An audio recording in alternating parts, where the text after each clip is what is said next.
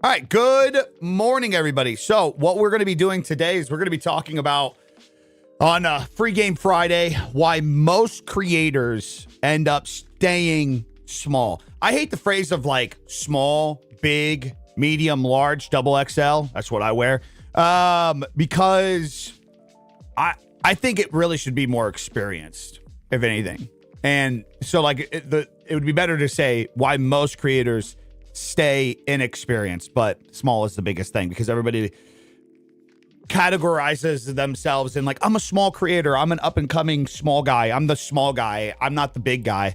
But yeah, we're going to be talking today about why most people stay in that state, how to fix it. Because a lot of it's made up. It's subjective. You know, to one person, you might be small, but to another person, you might be big. It is what it is. So the objective today on Free Game Friday is to talk about why most creators stay small and explain that it's not because of bad content. It's most of the time, honestly, it's not. But it's because of certain growth ceilings that they don't even realize exist and just people shooting themselves in the foot. A lot of it is you holding yourself down. It's nice to talk about that because, dude, everybody paints this fucking narrative and idea that it's like the big get big and then everything else just keeps you down. Oh my God, it's Peanut. Just best get out of here. Get out of here. Yeah. What's up, Echo? Good morning, everybody. Good morning. Same here, brother. Weeks just blur together. Yeah. Good morning, everybody. What's up, D's? What's up, baby? Hello. I had that problem right now. Which problem? Yeah, essentially it's going to be 5 ceilings or 5 caps that keep creators stuck, essentially, or hold them back. And friendly reminder, too, it is Friday. So for all the premium members, make sure you guys are dropping any questions, any updates to things that we're talking about, any content review. Make sure you guys are dropping that in the premium member section over on Discord. I have that problem right now, staying small. Again, it sucks is that you got to clickbait the idea. Like, no, the thing is nobody is small. You're just undiscovered yet. You're inexperienced. I like being small. Shut the fuck up, peeps. It's and also it's like small is subjective in what your perspective of small is. I know plenty of people that would be perceived as big. They get good views. Maybe they have a large following and they don't make fucking any income. I know people that barely have a following and they're pushing 7 figures this year. You know, barely have a following in comparison to other people. What's up, Scooch? And they're pushing 7 figures. So like to you guys, what's bigger? Would you rather have more views, larger following metrics across platforms? Or would you rather have a 5-year, 10-year roadmap and be making multiple 6 figures a year? I mean, obviously you could get both, but if it came down to it, right, exactly. What is small then? Is it views? Is it a follower account? I think at the end of the day, to actually define what keeps creators small or inexperienced or not less than, but not to a point of, is the amount of ride or dies, essentially. I think that's the way more important. Yeah, I could get 1 million views on a video. My real thing comes from like a few hundred people that genuinely believe and support me. That's my most important thing. People that would check out the content, people that would buy the merch, people that would subscribe, be members, people that would buy the digital products. It's way more valuable than just getting the big views. I really hate the term small content creator. You are not small. You're just not discovered yet. If anything, someone who streams 8-hour a day doesn't grow because they don't do nothing, but that is someone I would call small. Hey, I guess it's small creator mentality, I guess, at the end of the day, if that makes sense. What up, Crimson? Good morning. If that makes sense. Chilling, about to start work. Brother, I figured you'd be on vacation right now. I figured you'd be on vacation right now. So yeah, today we're going to be breaking down the 5 caps that typically keep creators stuck where they are. And again, guys, it's Friday. Do you guys want any premium members want anything reviewed over on YouTube? Make sure you guys join the premium membership. Join into the Discord. Yeah. Good shit, man. We love a good promotion. We love a good promotion. Love a good promotion. How much do I need to give to figure? You just literally go to my website. It's right there. About to try this new Black Ops. Oh, fuck. Is that today? Is that today? I'm sure a lot of people will be doing that today, huh? I ain't touching the shit. Call of Duty is trash. I don't know when you guys are going to fucking stop being so fucking stupid, man. Holy shit. That game is so trash. This game is so trash. Guys, make sure you guys are thumbsing up the stream over on the YT side of thing, too. Love you, Setup. Appreciate you, man. I work 60 hours a week and try to stream and have 7 kids. You have 7 kids? Holy fuck. COD is dog shit, but I'm going to try to farm the views. Why? Why would you do that? Why? That doesn't make any fucking sense. You're going to fall directly on this list today. That's just stupid. That's the dumbest fucking shit, man. What are you doing? What? Did you just hear what you just said? The game, Call of Duty is dog shit, but I'm going to try to farm the views. What views? What views? So you're going to dedicate time and energy to play something that you think is dog shit, isn't even fun, to try to farm views, which you're not going to, like, let's just be real. You're talking about trying to get a lottery system here. Like, you're hoping that the theory is that today, because it's popular, the algorithm is going to push you, but it's not. You're going to have your typical, you get 10 viewers without COD. You're going to have 10 viewers today with COD, and you're going to be playing a game that you don't even enjoy. So in that amount of time, when people are coming through to watch you and you're doing something that you consider to be dog shit, but you're just doing it for the idea of views, what is that going to build for you? What is that going to build for you, brother?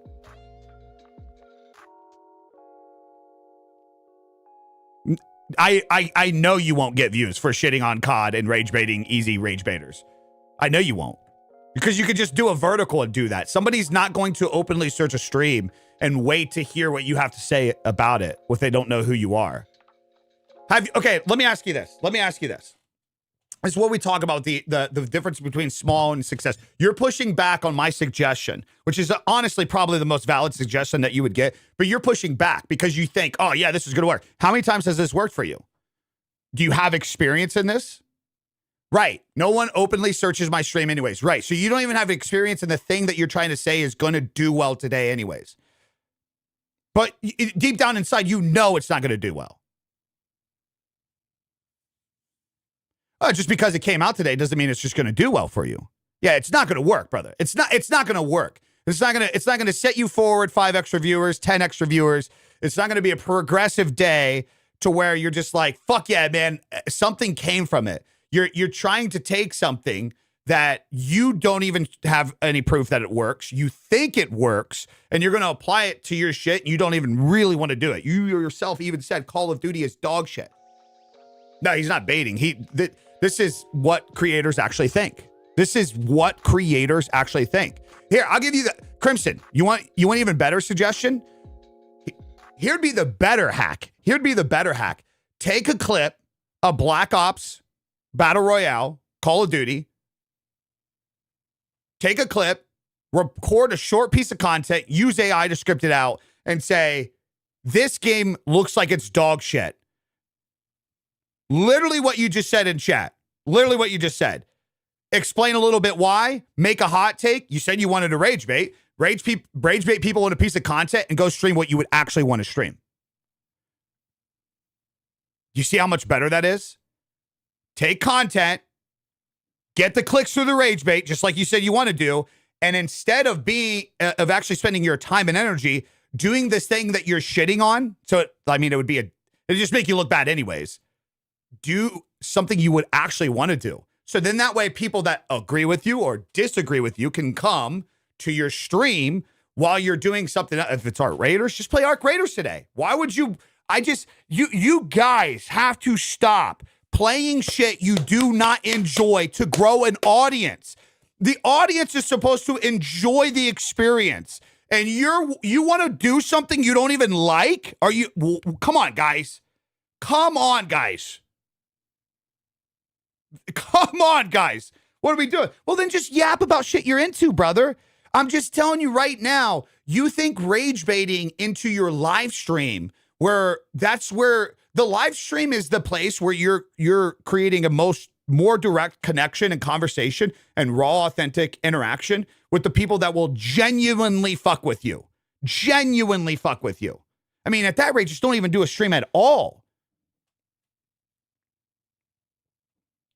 Yeah, like, okay, everybody in here, show of hands. Now, we'll get a fucking troll or two and they'll move on. But genuinely, anybody in here, if you get rage baited into a stream, are you just going to sit there and watch it? You don't enjoy it? You can tell the person doesn't enjoy it? What are you guys going to do?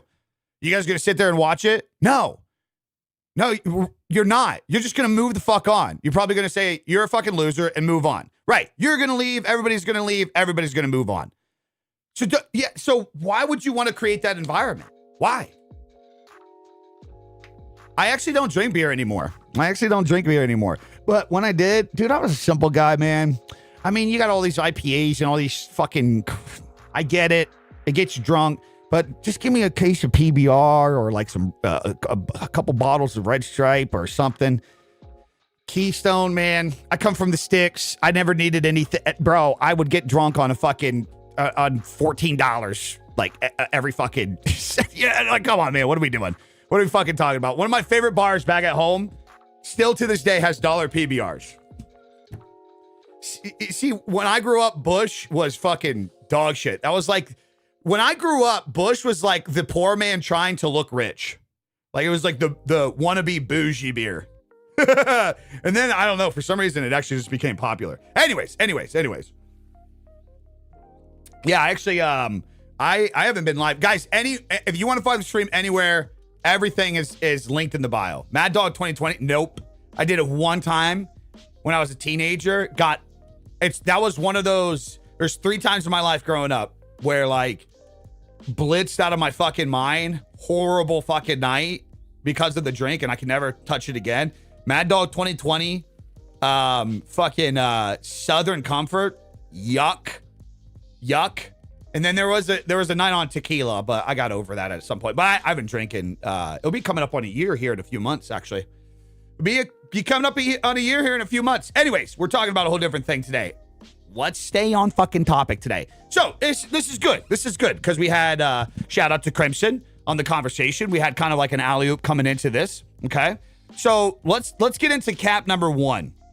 No content system. Cap number 1. Today's topic is what keeps small creators small or creators undiscovered. Why most creators stay small and how to fix it. So cap number 1, ceiling number 1, holdback number 1, no content system. Most creators operate on the idea of randomness, random ideas, random posting, random topics. Creators oftentimes think they have a motivation problem. Spider, welcome to the Members Club. Appreciate you. Creators all the time think that it's like the motivation. Your motivation is down, so you're just not feeling it. But the problem is you don't have a system. You're not organized at all. For anybody in here that was into sports at all or lifting or fitness, you just go to the gym. You don't know how to use any equipment. You don't have any goals. It's going to be a little confused. You just walk in every day. What do I do? What do I do? You're wasting time, energy, thought process, and wondering what the fuck the plan is for the day, especially if you're uneducated in a lot of the aspects, because especially in like the world of content creation, there's just so many levels of things that you learn. You learn hooks, you learn story writing, you learn each platform, you learn camera gear, you learn your setup, you learn your lighting. There's like layers of things that you have to learn. And in my opinion, that's where you should be focusing your actual energy, and your thought process should be in that. So you should have the plan. You should have the ideas down. You should have the posting structure. You should have the topics. Creator systems. This is why I built the blueprints, but at the end of the day, you can fucking build your own. A creator system should include idea capture, content planning, posting routine, and clip strategy. Like, how are you going to easily just gather your clips? So like an example of that, one thing that I'm learning. So some of you guys were telling me about Opus Clip. I'm not necessarily a fan of it so far. I don't think it does the best job. But if I was a content creator that didn't know where to start and I needed the assistance on things, it's a great example. That could be added to your clip strategy outside of just a click button. You could, so like, for example, I can take at the end of the TikTok stream in the vertical format, you can go to TikTok and you can download that entire stream. I can then upload it to Opus Clips, at which after it renders out, it automatically, these are all clips from the last TikTok stream that Opus Clips has made. And I can go in there, I can change the captions. Some of these are dog shit, some of these are good. I tested this out yesterday with my newest upload even as well. Look at this. These are all auto-generated vertical clips that Opus put out.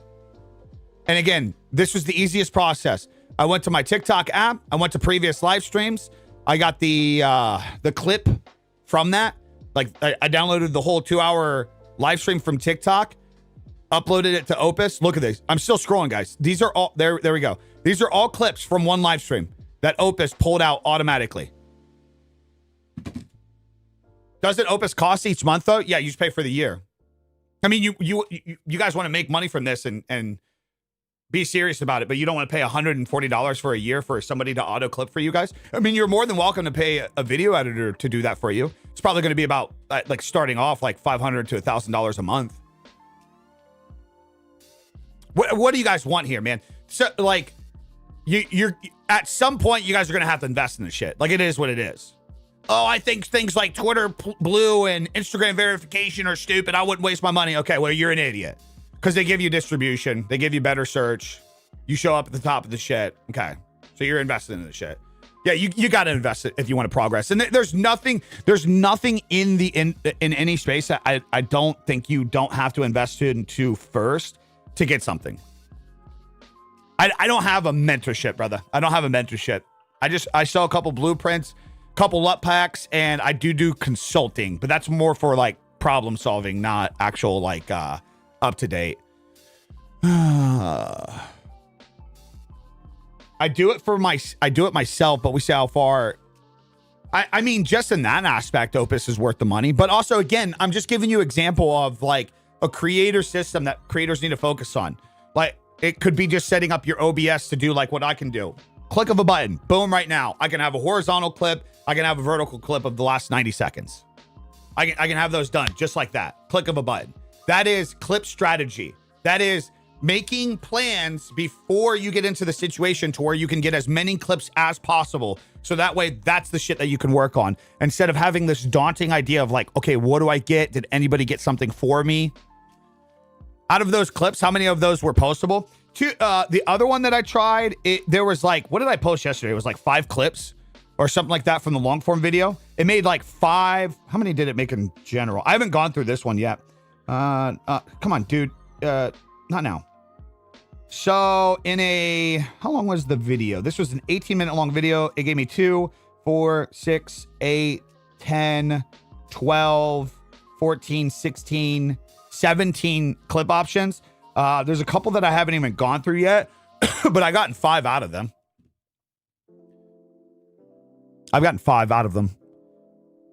No, the AI is understanding storytelling. Guys, the AI knows storytelling better than you guys. Just a heads up. Before you guys start asking questions like that, let me just make it abundantly clear. So that way we can open up the conversation and things. Here's the reality. AI knows storytelling more than you. AI knows hooks better than you. AI knows where your content would do better than you. Okay? That's just fact.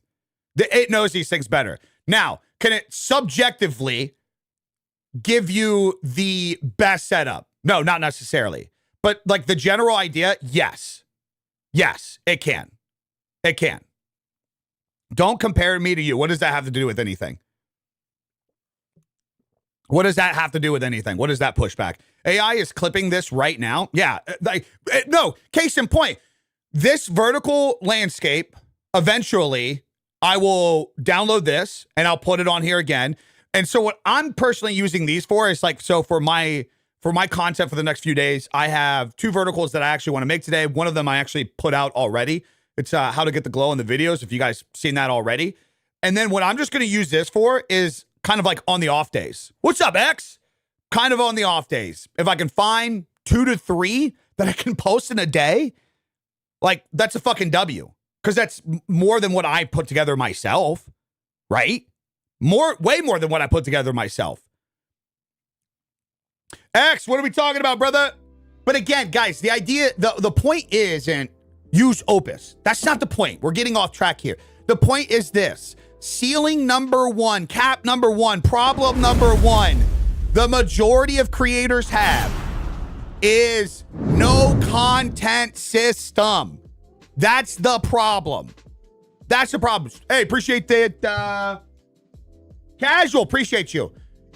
And a content creator system looks like idea capture, content planning, posting routine, clip strategy. And where most people go wrong is they want random ideas, they want random posting, they want random topics, and they want random pieces of motivation that actually get them to want to do the fucking shit. You can't rely on it. You cannot rely on that. You just fucking can't. AI is not organic like some creators can be, but that's why you take it with a grain of salt. First off, your content being clipped, you're organic. So it's just taking your content. We're not talking about the scripting side. So if you're using AI for the clip portion, it's just taking your organic content and it's cutting it up. So it can be organic in that aspect for sure. But if you're talking about utilizing AI in terms of building a video, you don't wholeheartedly rely on AI. You have to be yourself still too. If you're a content creator doing well and you hire an editor, you hire an assistant because your YouTube channel's doing really well. You don't automatically offload every bit of your personality to your assistant and editor. Why would you do that with AI? You utilize AI to keep you in line and to help multiply your voice, not create your fucking voice.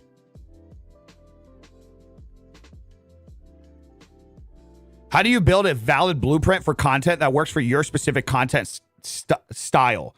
Well, at the end of the day, there's basic structure for blueprinting: idea capture, content planning, posting routine, clip strategy. That's basic. And then out of those things, you figure out what works for you. Maybe for you, it is the Opus. Maybe for you, it's just OBS. Maybe for you, it's just Meld. Maybe it's Streamlab.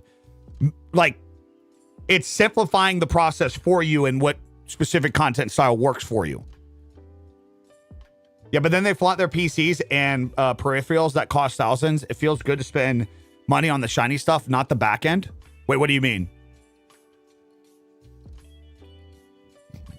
Clip strategy is planning on how are you going to make sure you take moments from your live stream or your content and make sure you get clips so that way you can post. Well, the structure of your videos is the habit that you build and how you want to put together your videos. Like I showed you guys in Lost. Appreciate that, man. Welcome. I showed you guys last week in Workshop Wednesday my exact breakdown of how I make videos. And what I told you, like what I shared in that is, over time, you guys are going to do things differently. There's going to be a process at which you do it differently. And that's fine. That's the point. That is the point. You are supposed to build a system for you that works for you. This is why anybody in here that's got them, please vouch for me. This is why the blueprints that I made for streamers and creators, this is why they're separated into two. And this is why they're general, they're foundation building. This is why everything is focused on output at first for the first 90 days, because you're not going to know what works better for you unless you show up and fucking do the shit. But obviously to show up and do the shit, what do you need? You need idea capture, you need content planning, and you need a posting routine. If you're like, okay, I'm going to just start posting every single day to get better at editing, to figure out the content that I want. Okay, well, you need ideas. You're going to need a place for those ideas. You're going to need a checklist. You're going to need structure to that. And a lot of you guys probably have jobs here. Your position at your job, when you go there, somebody else that gets paid more developed a system and a habit of what you have to do checks and balances for your job. Whether you work on an assembly line, whether you're an operator, whether you're a tech that has to go out into the field, there are certain things that they've created a system. You get a job, you get a customer calls in. Okay, well, you get a bid. Okay, somebody's got to do that. There's levels to that. Okay, then they go out, technician goes out, see the problem, assess the situation, and give quotes. They give options, systems to that. There's routines and shit in that. It's just every level. A debt collector as well. A debt collector. I've been watching for about a month now, and I've learned so much. Thanks for, hey, appreciate you, big dog.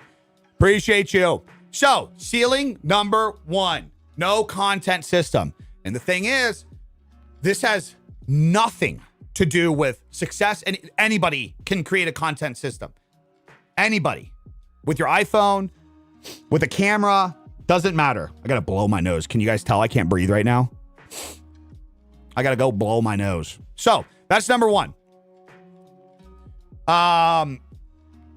Overall, I guess the overall concept to understand number 1 is if you're starting from zero every time you make a video, you don't have a system. Okay, well, there you go. There's your easy answer. Like, how do I know if I don't have a system? If every time you go to make a video, you're just starting from nothing, you don't have a system. Period. Time to build a system. Let me go blow my nose real quick. Let me go blow my nose. Be right back. Hell yeah. Welcome, welcome, welcome. Appreciate you. Be right back. Be right back.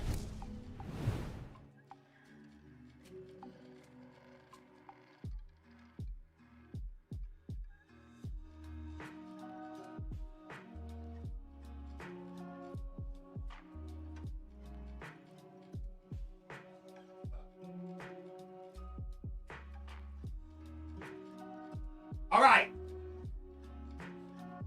Appreciate that. Appreciate that.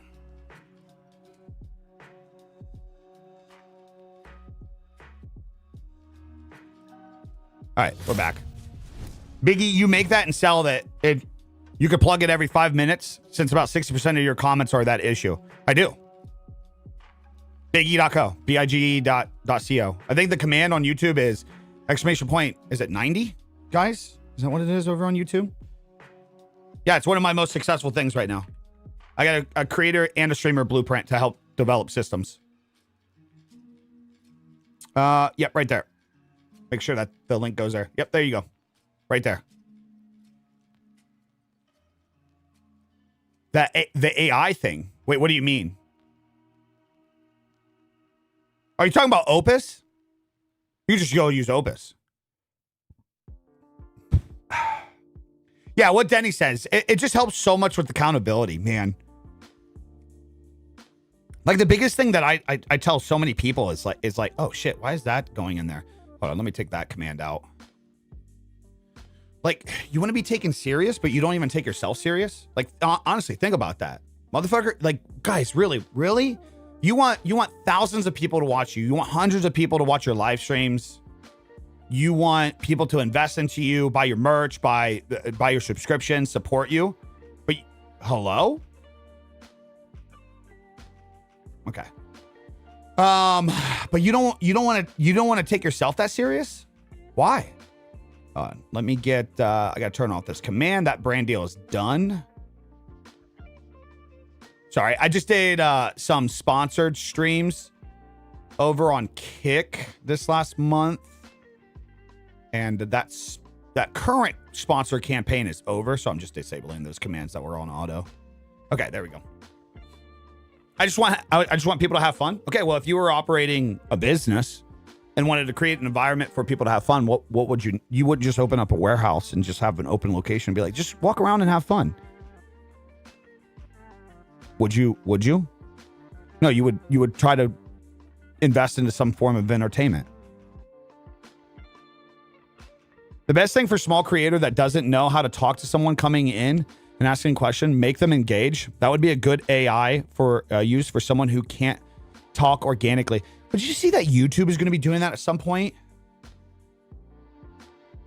You see that? I'm going to be doing that at some point. Number 2. We just talked about this in a recent video. Second ceiling, second cap. Quit too early. Most creators will quit during the invisible phase. where like views are low, growth is slow, motivation drops. In today's day and age, you have to be consistent for a while. Like you don't know after 5 posts, 10 posts, 20 posts. It like, for example, the TikTok 300 viewer jail. It's not that your channel is stuck in 300 views. It's those are the give me views that TikTok is putting out there to test your content. And the reason they are staying stuck at 300 views is you're not adapting to the watch time analytics retention that you're getting from those views to improve on your content. Again, most likely just winging it. This is why in the creator and streamer blueprint, it's crucial that you guys check analytics and focus on the right analytics, mainly being watch time and shit. It's all in the streamer and creator blueprint. But again, this is where views are low, growth is slow, motivation drops. It's easy to get amped up, say you're going to do this thing, this game's going to come out. Like the gentleman earlier, I'm going to rage bait today. I'm going to rage bait. Okay, you're going to do that today. What are you doing next week? What are you going to do tomorrow as a result? And the next day. And the next day. When the hype of the game dies down, what are you going to do to show up?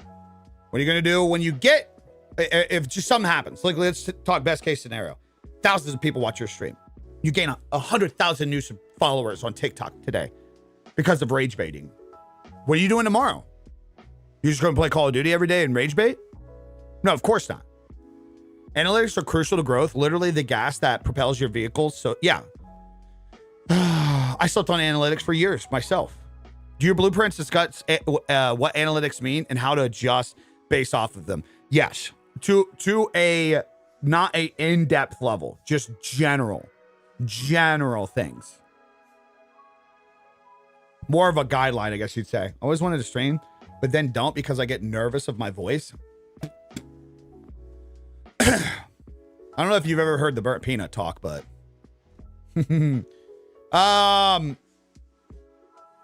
okay, like a great example from this is like some creators will put out like 100 videos and they'll be like, it didn't work. How many videos would you guys reckon you guys have made? Some of you guys. How many videos do you guys, could you guys honestly think of how many videos you've posted roughly? Also just bought the Pro Mist filter because of your streams, bro. Keep up the good work. My guy, make sure you get one that's for your shit. Probably 40 to 60, 15 to 20, 10,000. There's the 400 at least. Yeah. Man, I'm trying to think of over the 16 years. Holy fuck, man. I can't even imagine. Tens of thousands for me. Tens of thousands. You know, that's always a question for the quitting too early phase. If I told you that your life would change at your 1,000th, like for some of you guys in here that are at 15 to 20 videos or 100, if I told you that your life would exponentially change at 1,000 after you post 1,000, would you keep posting? Of course. And even if I told you, if I gave you a guarantee, hey, just heads up, under 1,000 posts, most of the videos aren't going to do good. They're going to do bad. But you hit 1,000 and I can give you an automatic switch and it'll do well. You'll keep posting then. That's just the mentality you should have all the time. All the fucking time. It should never be, well, I posted 10 and it didn't work out. Buddy, brother. No. Thought about giving up and still do, but somehow I still move forward. My goal is to make edits better each post I make. Well, you can get in a trap with that, man. Because then you start getting into the fancy side of things. And that's not necessarily going to guarantee anything. Guys, thanks for the gifts over on TikTok. Appreciate you. What's up, Righteous? What's up, baby? Yeah. Can you have different subjects you care about? Or do you use to niche the same thing? No, I mean, if you even watch my channel, I talk about, I kind of have like an umbrella direction in general. And then people know that I'm into cars. People know that I'm into tech. People know that I'm into guns and coffee and shoes. And I mention these things in videos. I don't make them my entire content, but I think it's crucial to building a community to showing part of yourself as well. Even some of your bigger streamers have done this over the years. You guys got to understand, you know, I just asked you guys how many videos some of you guys posted. Some of you guys really responded with like 20 to 40. Some creators don't even start getting decent at their shit until like 50 to 100. Maybe even 1,000. Some of us were stubborn. It takes long to click. That was me for sure. I'm always like that, dude. I always had to learn the hard way. I always have to learn the hard way for some reason. And then that's when I report back. So that way, hopefully you guys don't have to learn the hard way. You know, like I spent years getting better at making YouTube videos, but then I slept on the analytics, even though everybody was telling me to worry about the analytics. And then thank God I had a large creator reach out to me one time and fucking call me out. He's like, dude, I've watched a couple of your videos. Your videos are great. Your thumbnails and titles are dog shit. Your fucking packaging sucks fucking dick, dude. Which is ironic because that's ceiling number 3. That's cap number 3 that holds a lot of creators back. And this one is huge. As I was just mentioning, creators think the issue is quality, storytelling, but sometimes, especially for long form and live streams, on things like YouTube, for example, titles, thumbnails, hooks, it could be the storytelling. You could be losing the retention because you're dragging on about shit. A great video can 100% die with bad packaging. Some of the best creators, if they can't even come up with they could have a good video idea. They will scrap it if it doesn't have a good thumbnail and title. They'll just fucking scrap it. What's up, Rut? Yeah, that's the tough one because there's really no easy answer with that. It's not going to click overnight. It's not. It's going to take so much trial and error to get your packaging list going. But if I was to give advice, kind of a checklist for thumbnails, and can I post this? I'm gonna post this. Let me see if I can't do this. I think can I type in TikTok from the studio app? Here's a simple checklist, if you could give one to thumbnails and titles to just start focusing on. Let me see if this works. Did that work, guys? Did you get my comment on TikTok? Did you guys get that over there? Okay, cool. So thumbnail, simple, clear emotion, readable on mobile. 3 basic structures. If I was to criticize most of the people that we criticize in the reviews and shit, that's the biggest problems they have. They try to over billboard their thumbnail, especially streamers. People trying to stream on YouTube. Oh my God. They so bad with this. Little tiny text everywhere, logos everywhere. They try to put their sponsored logos everywhere. They try to turn it into like a brand image. A thumbnail should be simple, clear, have clear emotion, readable on mobile if you have text on there. That's why it's best thing that you can do is you can edit your thumbnails in a really small, like zoom out and edit your thumbnail. And if you can't read it at like 12%, you clearly tell what it is and the emotion, probably not a good thumbnail. Title, curiosity, tension, outcome. Kind of some basic things to follow. You see my title today, it's just literally what we're talking about.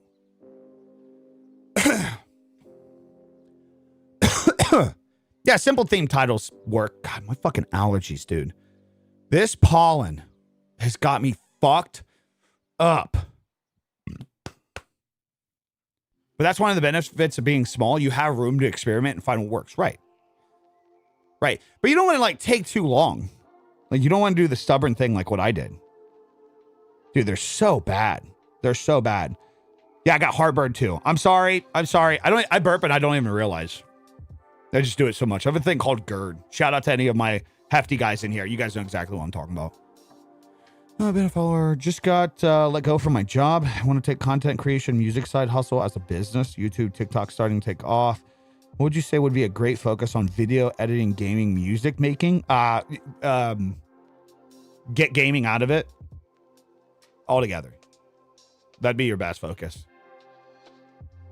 That's my best. Too many people try to intertwine. Like, okay, you like gaming, you can add little intricates in that, but like that should not be a main niche point of your content. Get it out of there. You have a talent with like video editing and music. If that's something that you're genuinely into, get the fucking gaming out of there. Do it on some downtime, man. Do it for fun. Do it for yourself.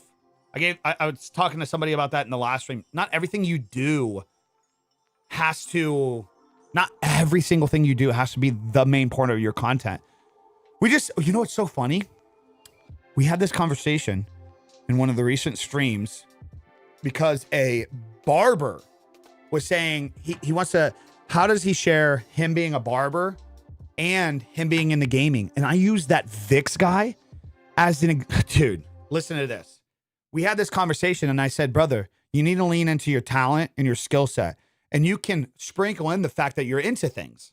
Like at some point you could cut gamers' hairs or streamers' hairs, right? Because you love the gaming and streamer side. But like the barber side is clearly your passion. That's your hustle. That's what you're building. That's the real brand you're building. And I gave the example of that Vix talk guys, right? You know who I'm talking about? That dude cuts hair, does like the motivational shit. I gave an example of him. I said, who knows? That guy might be into content or might be into gaming. You would never know. He just collabed with Soar. Yeah, Vix Blends. Yeah, is that the guy? Yeah, Vic is a cool dude. He just collabed with Soar. He said his entire content started because he used to make Call of Duty trick shot videos. You would have no idea. You would have no idea. So you don't have to make it your main thing, especially if you're into music and video editing. I love playing horror games, and I think streaming them would make them no longer fun for me. Then don't do it. If that's a red flag, yeah, just don't do it. Maybe you can always focus on content side too. Too many people like lean too hard into the streaming side. I know streaming is still like a big part of everything, and there's like a huge future with streaming still. But I feel like a lot of people in general would do a much better job if they backed off of streaming for a period of time and focused on content, like actually curating content. Prime example of that was I Am Rob, full-time streamer, doing Warzone shit. Wasn't happy, quit, got a different job, focused on doing story mode games, bigger than ever. Guy's fucking huge. Guy's huge. Just sell bathwater, you'll be fine. You think I can do that, Kev?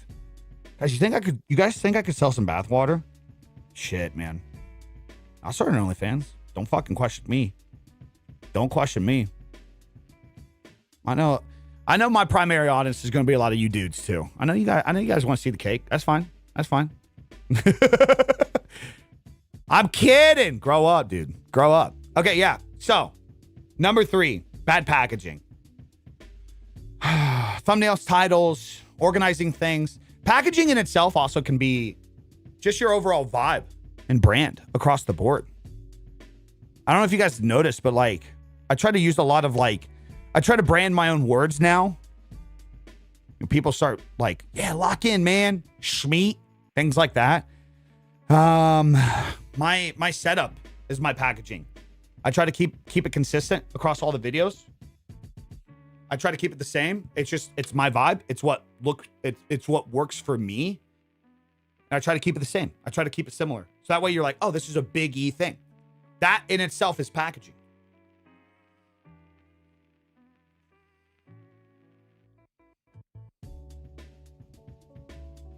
Wait, what was me? What was me? I'm not burnt peanut, if that's what you're asking.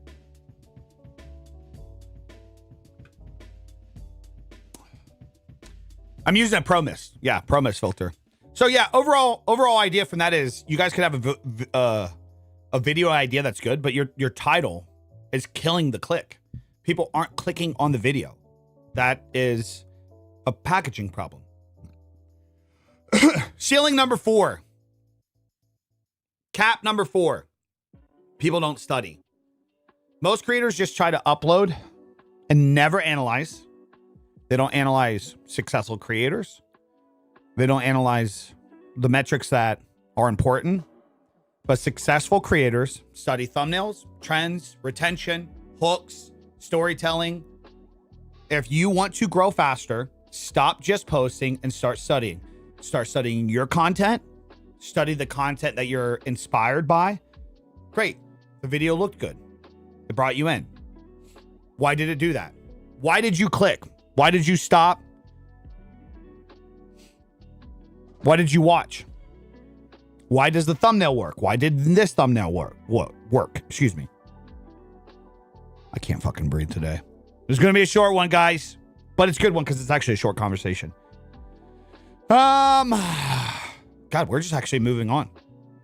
The studying part is actually huge. Number 4 in the cap, it's actually huge. You should be studying yourself, your own shit, what people are doing well. Again, we're not talking about copying, but being able to study what is working and what's not working across the board, huge. Yeah, I recommend multi-streaming for sure. Not even just the beginning in general. I clicked here because like your set, I'm trying to upgrade my studio. Just bought a Amaran Verg Max light. I think you spent more money on your light than I have in all my lighting. Maybe. If that's the one that I'm thinking of. Hold on, let me see this. Hold on. Oh, god damn it. Here, I'm gonna search it. Wait, how do I get this out of here?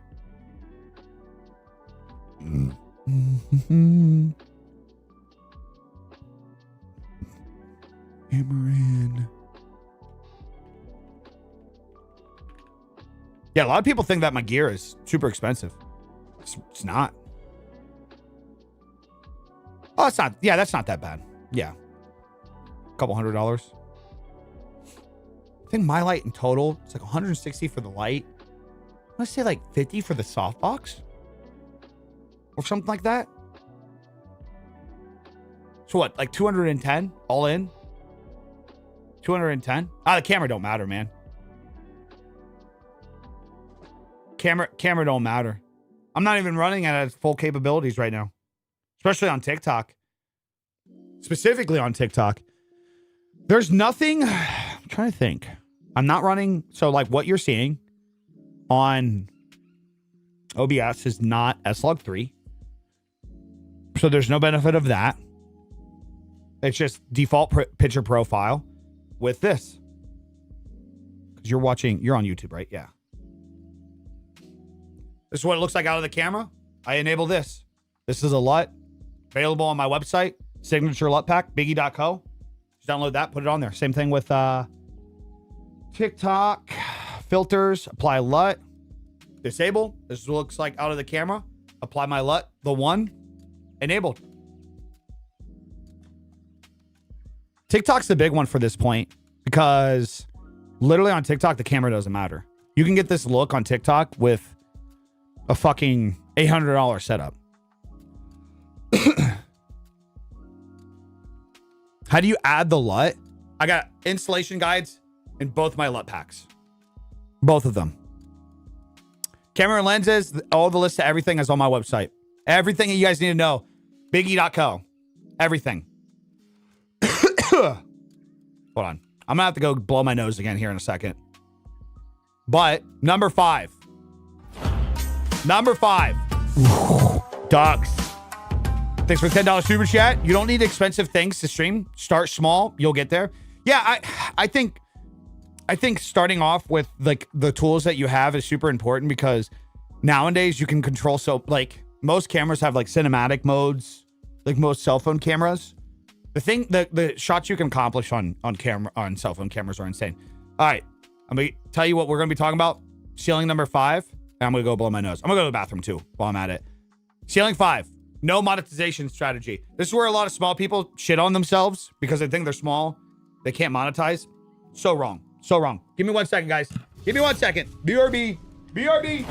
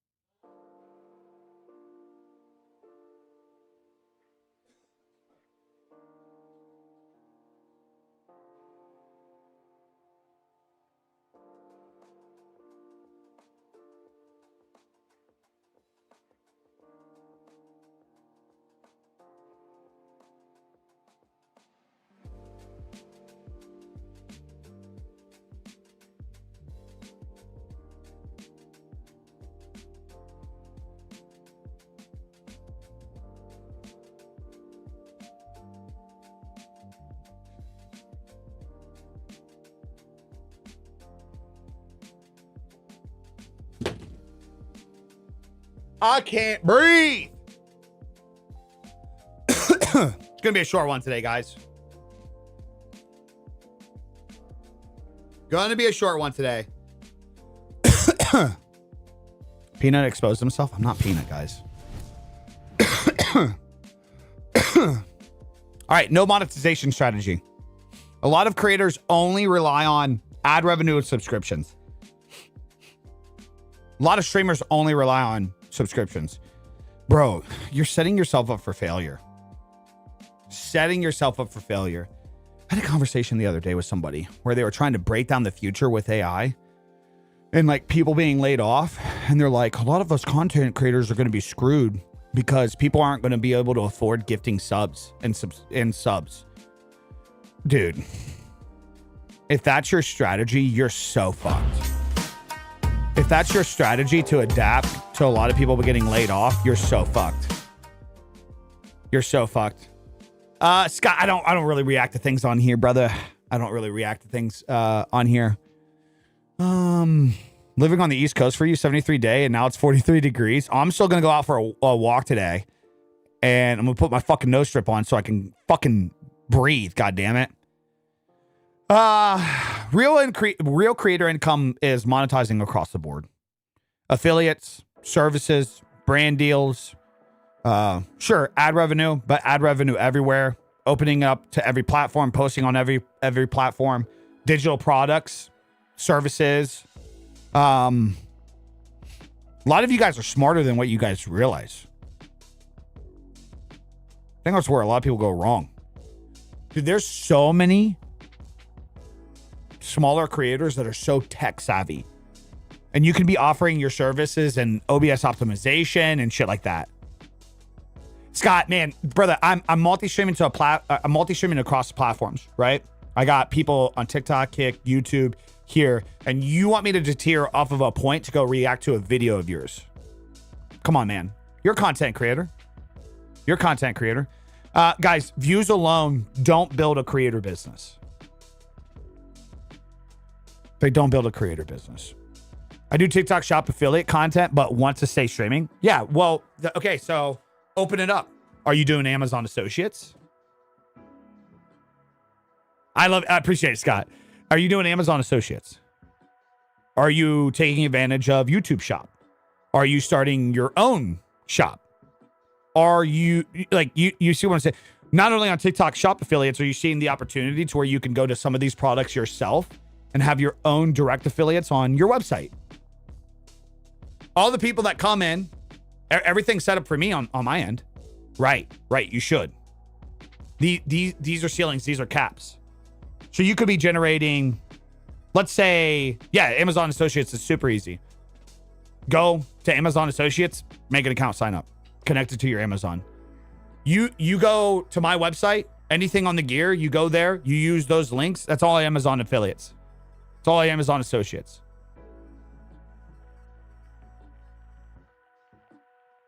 All of it. You multi-stream straight from your PC or you use a replay service? Straight from my PC. Yeah.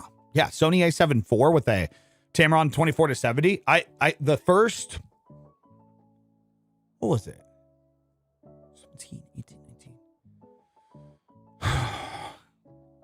Like the first 4 years of the biggest portion of my career, where I started getting bigger projects, more views, all shot on Tamron lenses. All shot on Tamron lenses. I have an associated accounts. I just got to link it to a live stream with products that I'm using. Yeah, so if it's connected to your Amazon, there's a top bar where you can get your affiliate link directly from that. It's easy peasy. Easy peasy. On top of that too, if you have a product, I use an Anthros chair. I'm not sponsored by them. You best believe I got a fucking link with them. I'll sign up for that shit. Well, you're promoting their product if you're not sponsored by them? Yeah, because I'm using it. Why would I not? People ask what it is. It's my product anyways. Why would I not take a cut of it? Yo, Biggie, what monitor do you have? Well, I'm glad you asked. It's this monitor. By the way, I got an affiliate link for it. Oh, you're not sponsored with them. Why would you promote them like that? Ignorance. What are we doing? This is a really big problem in the monetization strategy side for content creators. They want to be highly respected. And also, a lot of creators give really bad advice from this. Guys, you want brand deals.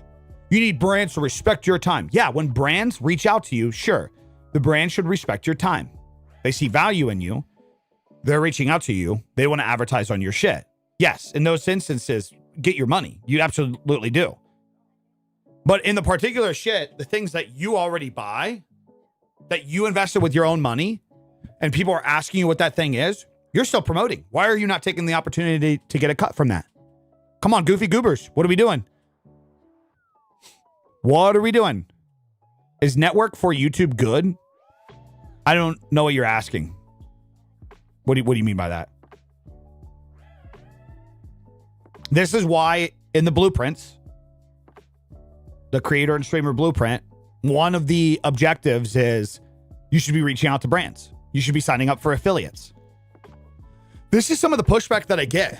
People are like, you really think I should reach out to a brand a week? Yeah, why not? Email somebody every single fucking day. Why not?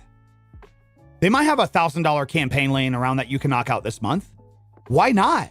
Worst thing that's going to happen, no. Best thing that's going to happen is here's a paycheck. Middle ground. We're not doing campaigns. We don't do any sponsorships, any brand deals right now with somebody at your size, but we'd be willing to send you some products if you just want to check out some shit. If you were to restart from nothing, what would you do? I would go extremely hard on YouTube, TikTok, and Instagram. I think if I was starting from scratch, I don't even think I would dick with Kick and Twitch, personally. Like if I wanted to be aggressive, I wouldn't even dick with Kick or Twitch. I'd focus 100% on YouTube, TikTok, Instagram, and Facebook. If I only had time, let's take my mentality out of the picture and be like, okay, you got one platform to focus on. I'd focus 100% on YouTube. 100% on YouTube. Do you know network freedom? No. I like the community on Instagram. They're so loyal. They really are. Your stream can look like this with an Elgato camera. I do it. Yeah. Yeah. You don't need the craziest thing. Dux, appreciate the super chat. Yeah. Just use AI for that shit. For email branding. You have a template for something to follow for emailing brands. Just use AI, brother. Fuck it. Change it up. Make sure it's yours. Brands will use AI to reach out to you now, so fuck them. Yeah, the discoverability is pretty insane there. YouTube streaming for OBS melds frustrates me. But that's why you should just be setting up your stream on YouTube and just using the stream key, and that's it.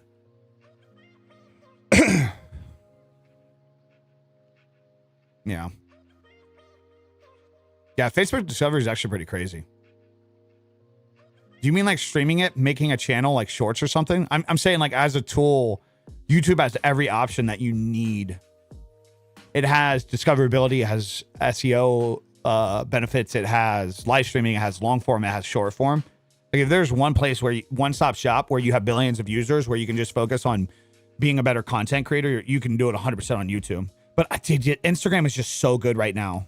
It's just so good. Like somebody said, the Instagram community is extremely loyal. I'm getting a lot of, so I just signed with a new agency. I just announced that. Well, signed with the old agency that I had, but with a new manager. Shout out to Sooner. And dude, the Instagram offers are insane. And it's actually always been like that. Brands love Instagram. Fast conversion. A lot of just normal day-to-day people use it. As platforms like TikTok and Instagram move into, they're going to try to start competing. Well, they've already started, not going to try. TikTok and Instagram and Facebook want you to stay on those platforms and use them like you would Google. Because Google is the real killer that a lot of people are after. For those that don't know and don't understand this, Google's the #1 website in the world. Has been for years. Next to that is YouTube. You get the picture here. Those two build off of each other. It's insane. From Italy, love your content. My guy. IG is rough. In terms of what? Like breaking through? They're kind of in a juice phase right now. It's actually, it's probably the easiest it's ever been on IG currently at the moment. Now, that doesn't mean it's going to be like that forever, of course. But yeah, sleeping on IG at the moment is pretty silly. Pretty silly. Nice things. I can multi-stream simultaneously to what? To YouTube and everything? Yeah. Instagram is my favorite place for brands to look at portfolios. Yeah, I used to use Instagram a lot for graphic design back in the day, and then photography and whatnot. Does your content need to be too curated for IG? No, I don't. There's a couple things that I won't post on certain places, but IG has actually been the free-flowing place for me lately. What's on my head? What the fuck was that? I had some kind of thing pop up on my head on TikTok.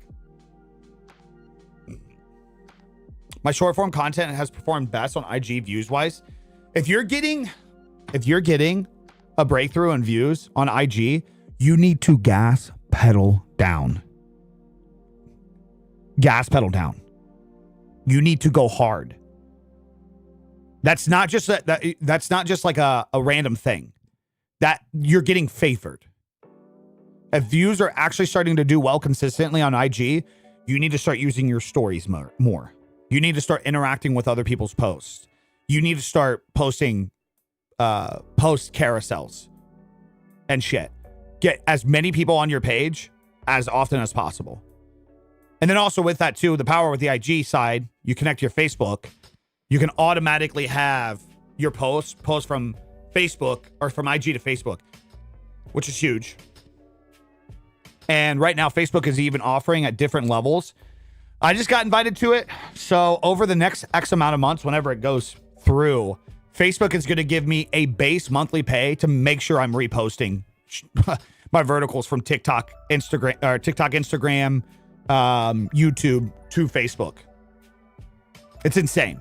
The amount of money they have to compete is unreal. And this is why I always tell you guys, this is why learning the tools of the platforms and platforms announcing shit, it's crucial that you guys start fucking with those things. Like everybody is pushing back on the dual stream output on YouTube. I'm like, you guys are so goofy, man.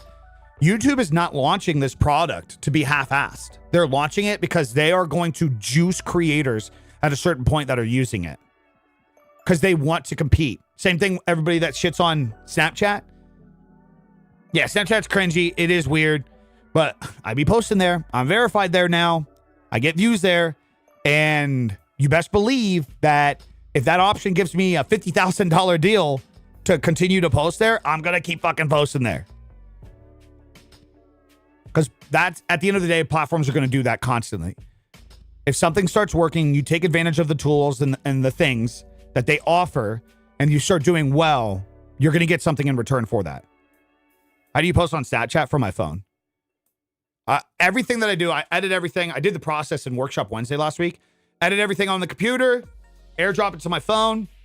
I post first on Instagram, so that way I can go to Facebook. I go to YouTube. I go to TikTok. I go to Snapchat. And then I've started turning X only into like word post and threads as well. Which one's better, YouTube or TikTok? I mean, if I had to pick, it'd obviously be YouTube. I think you build a better community on YouTube over TikTok. But I would say the big community-driven platform at the moment in terms of like vertical content is Instagram. I think that's where my community is the strongest right now. It's where I'm converting the most. More people are coming from my website from Instagram. More digital product sales are coming from Instagram. And I'm not even running ads right now. A great example, I posted on my Instagram story the camera mount that I use for my desktop. And when I last checked it, so my stories will get anywhere from like 1,000 to 5,000 views, depending. And at one point I had checked it. My story was at 500 views and I had 100 link clicks to the camera thing, to the camera DSLR mount. How do you feel about scheduling platforms versus manually posting? If it makes it easier, why not? I'm in my routine myself, so I just manually post and I just kind of let it go live. Because like posting different times of the day don't really matter anymore. An algorithm's going to push you regardless because it just wants views.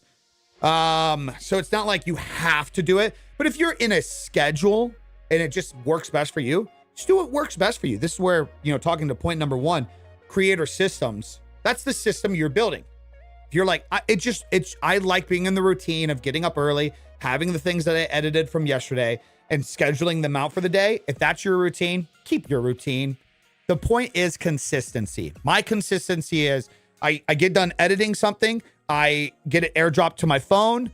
From my phone, I like to right away go sit down on the couch and just fucking go from one platform post. And then what I'll do is I'll take, so like after stream, that's when I'll have another window and I'll go to Instagram and I'll respond to the first batch of comments on Instagram. I'll go to Facebook, respond to the first batch of comments on Facebook. You can see what I'm saying? YouTube makes it very easy to respond to comments because of the auto AI thing. I am warning you guys, if I respond to comments on AI, I'm picking an option. It's giving me multiple options, but I'm just clicking an AI response. Sorry. It's like my OnlyFans manager. You're not actually talking to me in the DMs, baby. Well, you kind of are. I'm just picking the one. And I do respond to some of them. Seen you way too many times admiring your setup. Appreciate you, man. To monetize Insta, you're posting Amazon links and Amazon links, websites, and brand deals. Yeah, that's the criticism I get every time I go to X and say, like, guys, don't sleep on Instagram. Like I posted in the last month, I gained 9,000 followers, 8.5 million views or something like that. And people are like, yeah, but what did that result to in monetization? And they were shocked when I actually told them a few $1,000s. And they're like, wait, what? How do you get that on Instagram? I don't get it on Instagram. Instagram is very good for conversion. It's one of the better platforms where you could take somebody from the platform and get them to go to other links. It's one of the best. You build trust on Instagram, it's pretty good. Good luck doing that on TikTok. TikTok doesn't even like you doing that. That's why TikTok has TikTok Shop. It has everything on TikTok. They don't want you leaving. YouTube or Instagram allows you the external link because it wants you using the options. Guys, everything that I'm using in my setup, it's all available on my website under the gear list through my Amazon Associates link. See how that works, guys? See how that works? How are you as a developer? I saw your website is not the level your job want an update. I already got somebody working on getting ready to work on that. Appreciate that though. Yeah, I'm fortunate enough to be in a position where I've throughout the years have built a relationship with somebody that is one of the top 20 Shopify distribution agencies in the world, and he actually is the one that originally did my website years ago. But yeah, you're right. It's completely like gamer-esque right now. It's disgusting. Where's the links? On my website, bige.co. It's my at name, bige.co. Easiest thing of your life. What has having a website done for you? I mean, I'm old school. I've had a website for years, and it makes me own my brand through email signups, through my own metrics. Like me being able to go to somebody and say, I sent 7,000 people to my website this month. You guys realize how valuable that is to other people out there? It's insanely valuable. So like benefits of your website is organization, tracking, email signups.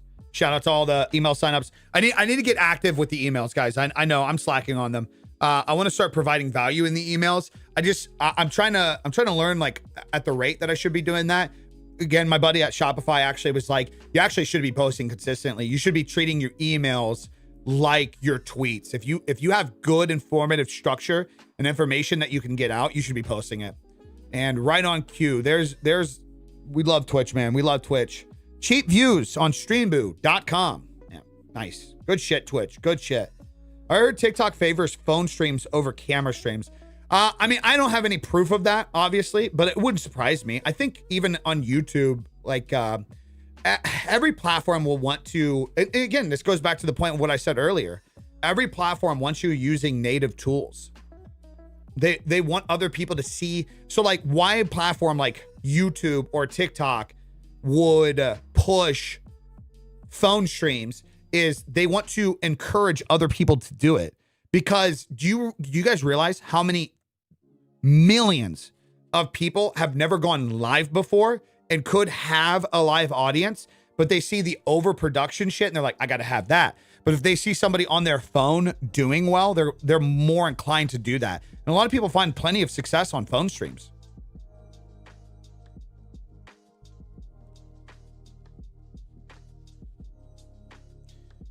Good for you. If you want anything else or chat about, let's connect. Guarantee you mine is better. Don't be doing your promo. I get what you're doing, man. I appreciate the hustle. This ain't the place to do this, man. This ain't the place to do this. Also, too, I would highly suggest if you're gonna do that shit, you got to get a better email, man.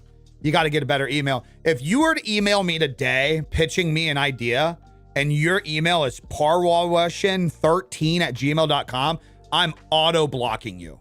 Auto blocking. I pretty much anything with a Gmail. If you're a brand, a creative, trying to market yourself, again, I appreciate the hustle. That's how I built my graphic design portfolio back in the day, was outreach. I totally get it. This is why also having a website is crucial, because 14 years ago, I had an or website and had my own @name. So that way, when I reach out to people, it was at mywebsite.com. So if you're going to advertise your website shit, one, you should be outreaching to emails. Most credible businesses, brands, creators are going to have an email. It's literally in my bio. And in two, brother, like, come on, Gmail. Bro thinks he's Gary Vee. Not at all. I'm just trying to help people. What is the, may I ask you something? What's the negative in trying to help other creators? Is it off limits? Is it not cool? Is that what it is?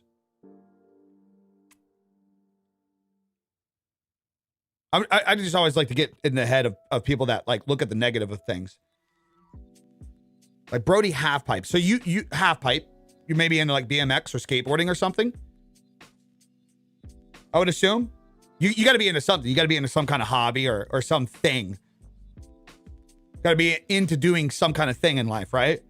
If you were coming along and the thing that you were into, somebody was giving you helpful advice and shit that could actually help you level up, are you just you're gonna mock it?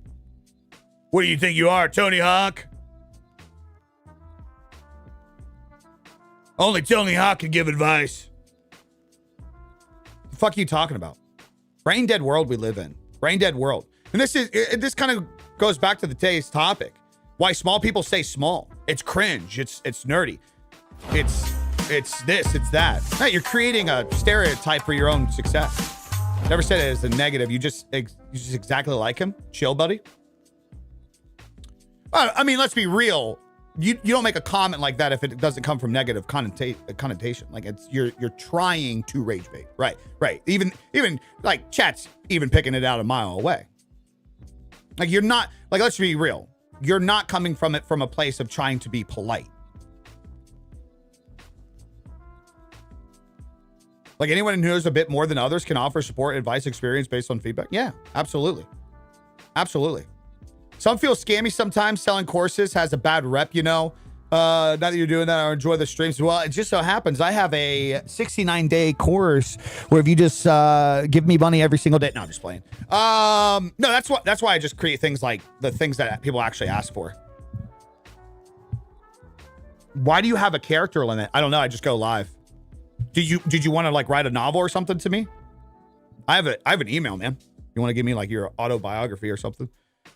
People little experience can provide valuable feedback too. Yeah, that's true. That's very true. Well, and it's good to have these conversations too, because unlike the some individuals. There's been times in here where you guys have helped me. It's a fucking win-win. It's a win-win. I mean, fuck, you guys helped me at multiple levels. There's been things that you guys educated me on TikTok. Remember the TikTok shop stream? My mind was blown that day. I get to learn something from you guys. Getting live feedback on things. Like, look how much better the blueprints have gotten. Look at the LUT packs. Guys kept asking for those. We took time. We actually put it out appropriately. I was very proud of the product and nothing but great fucking responses from it. And the revenue from it is astronomical. It's astronomical. I'd rather hear someone who has recently gone through the things, the big dogs who have touched with reality. Yeah. Well, and the reality is, at the end of the day, it's not even my personal, it's the people that I've worked with that gets, in all reality, a lot of people trust the input because of the people that I've actually helped. It's different when you see what I have. It's another thing when, you know, like the people that know that I worked with Joe and them for the period of time, or this brand or that brand.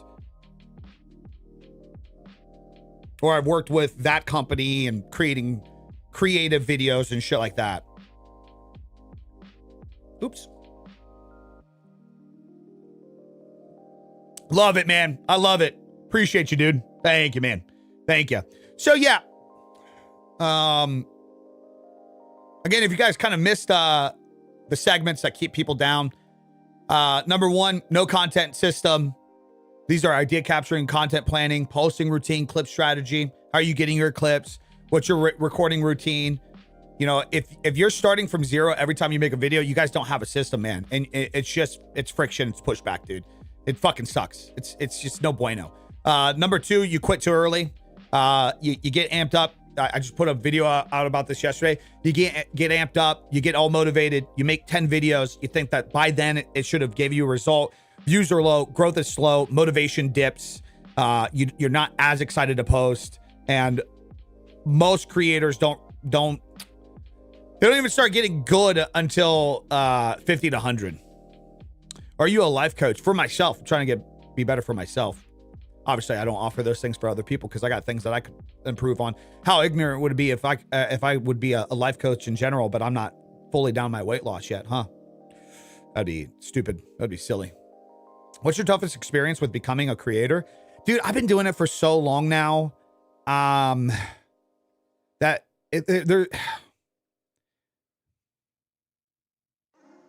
It's hard to really remember what the toughest experience was, because so much of it's just mental, man. It is. And I know, like, it sounds weird to say that because there's monetization, there's views, there's the analytics and shit.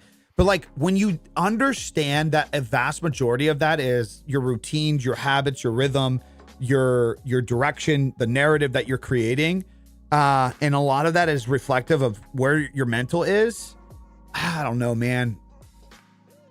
I think the toughest thing today is, I guess, finding the need to do the content side. In all honesty, if that makes sense, that is my toughest experience. Like, for me, because like, I've gotten job offers, man. Like, I live in a metropolitan area. Like, you guys don't think I can go just get an easy fucking, pay me $150,000 a year. I'll take a little bit of a pay cut, but you give me structure. I get a W-2. I ain't got to worry about anything. I just show up, do your work, and I get out. I mean, there's nothing really wrong with that. Nothing really wrong with that. Like, finding purpose? No, I feel like I have a pretty good purpose. You know, the direction that I've really switched to is, I just, at any corner of my life, anytime I've just focused on giving value back, something comes back to me, man. And you can't measure it.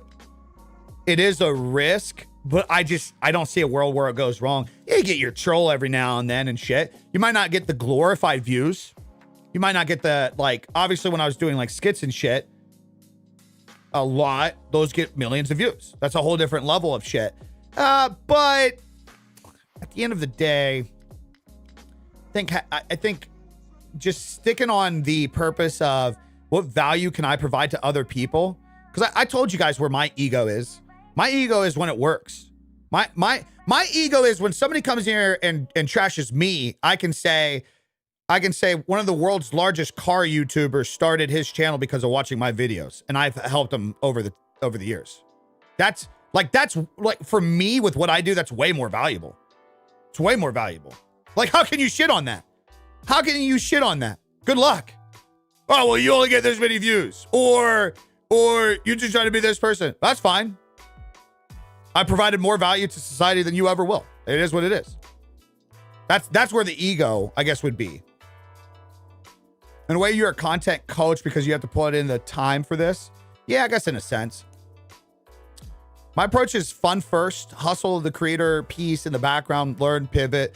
Remember step one. Yeah, that's pretty true. Oh, there we go. Cheap viewers and likes on side media. Damn, that's the first time I've ever actually seen that on TikTok. The first time I ever actually seen it there. You've created zero value for society. I've created a lot more value for society than you ever will, brother. Way more for society than you ever will.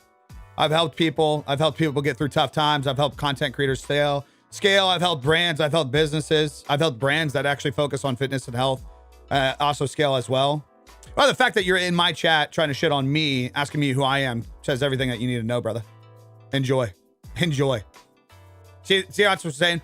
That's where I'll take the ego. I know what I've contributed to the world. And it's because I am giving back to people. It's because I am giving back to people. Yeah. You're just talking TikTok too, so. See what I'm saying? Outside of that, which is what you're gonna get in doing this shit, and you always have to remember, these are not people that, guys, it takes 2 seconds to click on that person's picture and be like, oh my God, holy fuck. That's a bottom feeder to society. There's not a single one of you guys, myself, you guys, would want to be in that person's shoes. The reality is the majority of people who hate on you, whether you're doing gaming, whether you're doing your music shit, whether you're fucking doing your OnlyFans, in all honesty, the honest reality, the majority of people that are going to hate on you, try to be those trolls, they're never coming from a place where you would ever inspire to be like them. Bottom feeders. Yeah, that's when you understand that, they are sad in life. It spills over in every aspect. Never met a successful motherfucker that goes around criticizing people. They ain't got time for that shit. I couldn't imagine that. Couldn't imagine it. It's because in society, there's a lot of, they're not happy with themselves. And because their mentality is, I want to have the bigger building by tearing other buildings down. That's not how you develop the bigger building. That's usually how you end up getting crushed in the long run.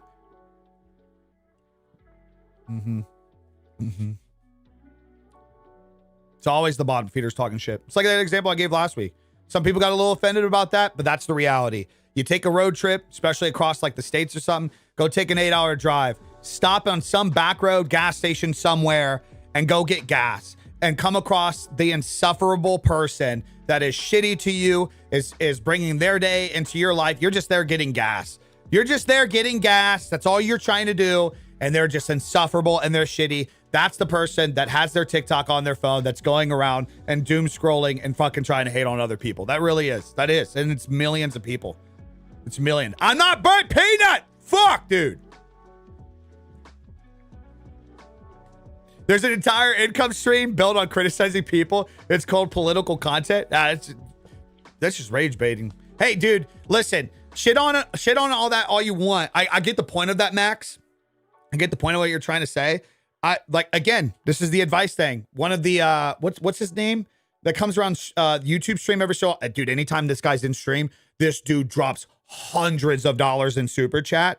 So this guy's watched my content for years ago. He asked for advice. He's like, I kind of want to do political stuff, but I heard this and that. I'm like, stop fucking listening to motherfuckers like that. Brother, if like advice for you guys in here, if you're into politics, like genuinely into politics, bro, just do it. Just fucking do it. I even tried to lean into it for a little period of time. Not my thing. I'm not educated enough in it. I don't give a shit enough about things. I try to do like some reaction streams and shit. Just not my thing. Not my thing. It did make good money. And that's the point. The guy that comes around every so often took the advice from watching my channel throughout the years. The other month he stopped by a stream. Just that month alone, they did $250,000 in ad revenue on YouTube alone from their political content. Insane, man. Insane.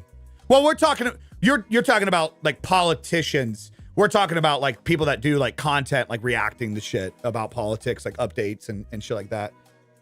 Shut up. Yeah, if you're genuinely into it, you should just be making content around it. Is the blueprint a good spot to start when you know absolutely nothing about content? I just make random posts for fun, not really big into social media. Yes, that is literally the point. That is, let me break this down. That is literally the point. The people, okay. The thing is, the blueprints are not courses. That is the point. You're in the best position because you have a fresh fucking mind. Meaning your shit is not warped by dumb fucking advice that you've seen online. Everybody that first talks about the blueprint versus after they give me some vouchers in here. Everybody that talks about the blueprint at first, they don't understand when they open it. They think it's going to be a workout plan. That like in an example, hey, post this video this day, post that this day, make this video, it'll do well. That's not what it is. It is there to get you to understand how to build a foundation for yourself across any fucking platform, across what you do in general, that you will need to actually build your creator business, whether you're a streamer or a content creator. There's fundamental things that you're just not going to be able to avoid, like talking about the things that keep people small. You're going to need video ideas. You're going to need content planning. You're going to need structure. You're going to need posting routine. Anybody that you look up to in the creator landscape, everybody develops this over time. None of us, you think I just, before I went live today, was like, wonder what we should talk about? No, this stream was planned days in advance. I haven't launched this, by the way, yet, but like, this is just a prime example. So like these are some of like the ideas, hooks, platforms, status, if I've done them yet, notes for them. Like these are me organizing things that I'm going to be doing. These are weekly planners. These are what I'm got to do today. Okay, so tomorrow, Saturday, Sunday. That part I don't have out yet. That part I don't have out yet. I have not. I built this for me, and I didn't know if I should launch this or not. But what you get in the blueprints is you get, when you see them, that's the monthly execution. No, don't delete. But you have the start here. It's called, this file comes with both the streamer and creator. This is called the cheat sheet. Tells you exactly everything that you need to set up before starting everything to make it easier for you at the start. Remember when I told you guys about clip strategy, posting routine? The reason why in the blueprints I have you doing that before you ever post a fucking video is because that's what you're going to do. The thing is, these are built on the idea that, okay, you don't get these, whatever. You built your own creator system. Naturally, you're going to do everything the blueprints fucking say. Naturally, you will do it. You're going to build them yourself. You're going to set a consistent routine. You're going to set daily, weekly, monthly, quarterly, yearly goals that actually matter. Not, I hope I get 10,000 subscribers this month. You're going to build real structure and real shit. Because if you want it to last long term, you're going to need to fucking have that. As someone who jumped into full-time content creation, I feel like I'm definitely kind of hitting a wall because I'm not structured. I'm telling you, I've not gotten negative feedback about these one time yet. Negative feedback. Here, I actually just pinned I actually wanted to read this because I was like, dude, I didn't pay this guy to say this neither. But it best encapsulated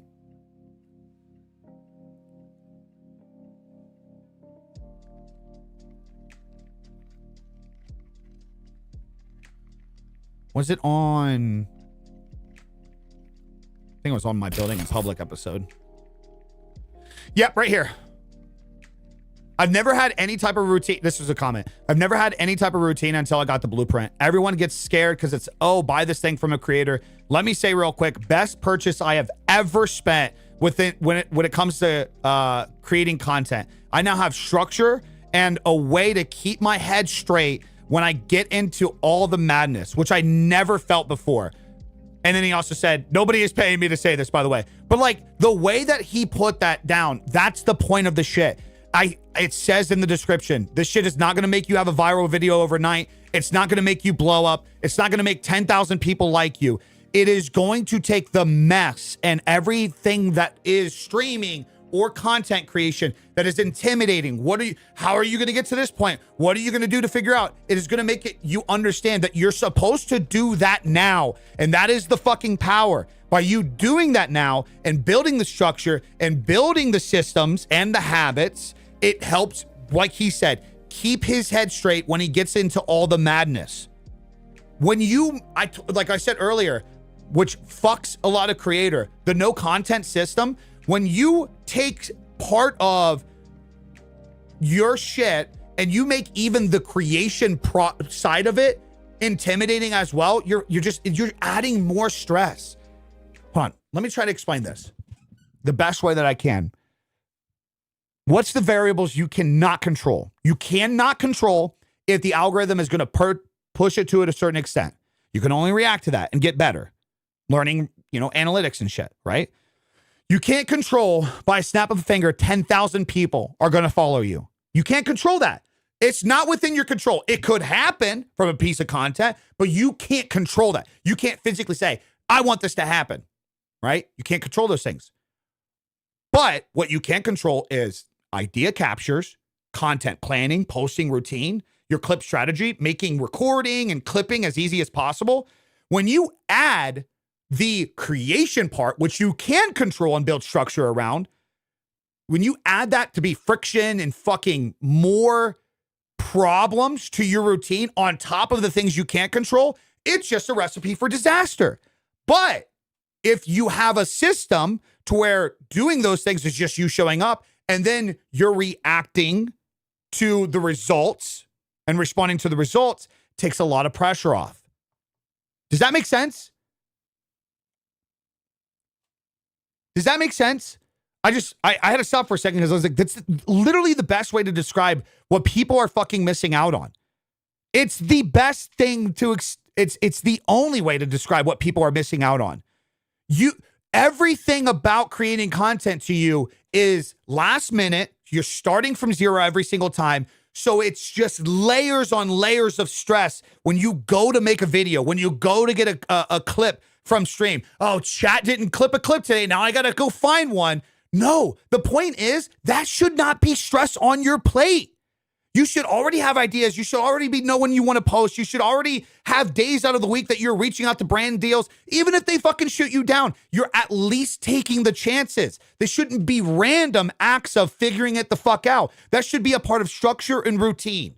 And that is what the blueprints do. That's what they actually fucking help.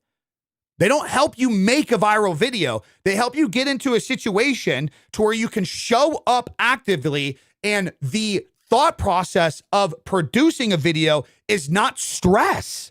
It's not an added stress. It's just part of your job. Long story short, structure your efforts, folks. Yeah, you don't even need to buy these. Create an idea capture system. Have your ideas live in a place. Plan your fucking content, especially if you can do it weekly. Have a posting routine, whatever works for you. If you got to schedule things, if you got to just post them all at once, that's your routine. And get a clip strategy. Taking clips from OBS, sitting down and record. Like, your clip strategy could be like, all right, I got 5 video ideas for the week. Okay, you're a batch shooter. That's your fucking strategy. You're a batch shooter. You go down on Sunday, you got 2 hours to spare, you're recording all your videos for the week and you're editing throughout the week. That's your clip strategy. I have a different clip strategy. The point is, you need to build something what works for you. Once you get into the fucking blueprints, you realize I don't tell you how to do this shit. I just tell you one thing. Like, I'll give you the secret with that. You're posting every day for 90 fucking days. 90 days. I don't give a fuck. Well, my emotions. What? Can I come up with that, man? 90 days. You're posting every day for 90 days. What the system does is it shows you what you're supposed to be doing as a creator, slowing down and just taking it day by day. You'll have daily obstacles. You'll have weekly obstacles, monthly obstacles, quarterly obstacles. Miss Go Lightly, go fuck yourself. Miss you. But again, you guys, you don't need the fucking... I know I get yelled at from like the business fucking friends. Stop saying this shit in stream, dude. I got yelled at the other day. Somebody watching it. Because somebody wanted to do consulting, and I was like, dude, I can just answer your question live. But the reality is you guys can make your own systems. You don't need my blueprints. It's an easy, I created a tool in there to where at least you can do a checklist and hold yourself accountable. You download Google Sheets on your phone, boom, interactive system. What's crazy is the amount of brands that are buying this. Hey, I run a business pushing this product. I have like established tech creators with millions of followers across socials. Dude, I'm just running off the energy of like content popping off. I've never had structure. You are helping. This shit is helping me fucking scale. That's what I want. That's why I fucking made it. You guys, I'll just be fucking honest. You guys realize how many fucking easy to make creator products that could be sold? Do you guys realize how many of them? Left and fucking right. It's so easy. It's so easy to sell people on hopes and dreams. It really is. It really fucking is. It's so easy to sell people. Yeah, you buy this $10 thing, I'll help you generate 1 million views. It's so easy to do shit like that. I wanted to build something that helped build patience, helped build fucking structure, yada, yada, yada. You have the nicest camera and lighting setup. Appreciate you. Lightly, how you doing? What are your tips on finding talk topics? I legit only work and stream and talk politics with coworkers. I've given this advice multiple times. You can use search engines by starting off on a topic, like searching something. Auto search results will give you the top search results people are searching up. You can go to popular videos in your niche to filter out the top comments, things people are interacting, suggestions people are making. You can make videos or you can generate ideas from that. You can use AI. Video ideas will start to bleed off of video ideas when you start to note down video ideas. Example, yesterday, or when was that? I sat down, I recorded yesterday's video, which was, I recorded the other day. Yesterday's video was most creators quit here, and I almost did too. And the video idea is 3 stages in every creator's success. The hype, the fucking burnout stage, the fucking identity stage, where it's just crazy trajectory, right? From doing that video, I was like, oh my God, I could post a video on what I learned after 150 posts in 30 days. Because on Instagram, I posted 150 pieces of content in 30 days, and it fucking did very well. I was like, oh, I could make a video about why posting more content has made content creation easy.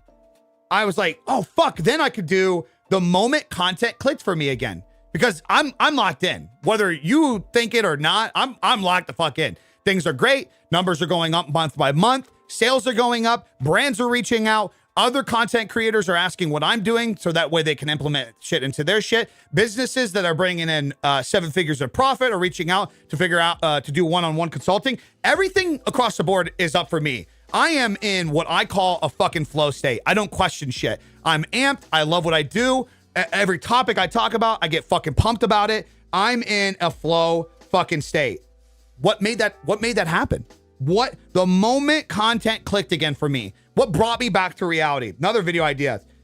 Then from there, when I was writing down that idea, I got an email response. Somebody that bought one of the early blueprints heard God damn it. Somebody that bought one of the early blueprints heard that there was an update, and he's like, how do I get the update? I said it should have been emailed to you. Checked, it went to his spam. But because the guy responded and was like, I was just anxious because I didn't know if I missed something. Did I really? Due to inactivity. That's so stupid. 1 second. Let me get going there. God, TikTok is so stupid. I want to tell you guys this idea. Like, and this is what I'm saying for the person, which I think they were on TikTok. So it'll be good. It'll be good to get back over there so that way he can hear. But there we go. But yeah, listen to how this idea came to be. So I thought of the idea the moment content clicked again. Right after I came up with that video, I was answering a customer service response in my emails. And again, somebody had bought the blueprint, the original blueprint back in January. And for some reason, my emails updates went to his spam. And he's like, hey, just reaching out. I don't have the updated creator blueprint. Somebody said that there was a new one. And I have this one with the white page. And he showed me this. He's like, he didn't give it to me. But he's like, I just want to make sure I'm not missing something. I was like, yes, you are. You should have got, if you purchased the original, you should have got an updated version of the new PDF with the new Google Sheets document, right? And because the guy in there, we were talking about the creator blueprint, and the guy was like, okay, I was just anxious that I missed something, which he did. I instantly, because of that, came up how systems remove anxiety. Another video idea. You see what I'm saying? So for the person that's like generating topics and shit, this is why this look, Ducks. Appreciate the super chat. Appreciate you. Looking good, looking hung, looking handsome, looking like a good hunk of meat. Appreciate you. Sorry, Sean. Hold on. I gotta get TikTok back connected to chat because of the disconnect. No, we didn't crash. It was that stupid TikTok did that thing where it's like, you're inactive. Stick! Appreciate the sub. So to answer the question, I went on a whole thing of how I came up with all these video ideas from one video that I did this week. 5 new video ideas generated from the video. So those are ways you can go. Again, it's going to Google. So say you're into desk setups. Like you create desk setup content. Go to Google, go to YouTube, go to TikTok, go to Instagram, start to type in desk setup. Automatically, those top things that pop up, those are suggested things because other people are searching that shit.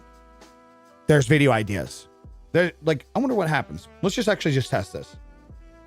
So like, here's how you can generate ideas.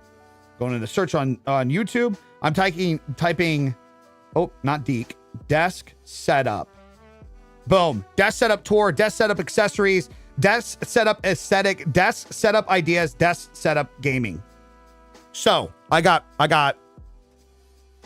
okay, well, I just recently did the desk setup that I'm using right now. Maybe I should do a desk setup tour video. Like a full on just desk setup tour. About due for one. Okay. Desk setup accessories. Ooh, that's good. That's kind of similar to the one that I just recently did.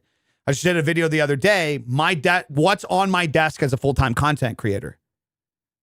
Kind of similar thing. So maybe I scratch that, right? Desk setup aesthetic. There we go. Sorry. I exited out. I actually clicked on that and brought up a whole bunch of shit. But I could do an idea on the aesthetic of the desk setup. Desk setup gaming. Desk setup ideas. How to get desk setup ideas in 2026. Like just searching that up there. 4, 5 video ideas just like that. You can do that on TikTok. You can do that on Instagram. From there, also too, I could go to who's a big creator that does desk setups. Go to their page. I could check one of their recent blow up videos, one that's performing high. I could go there.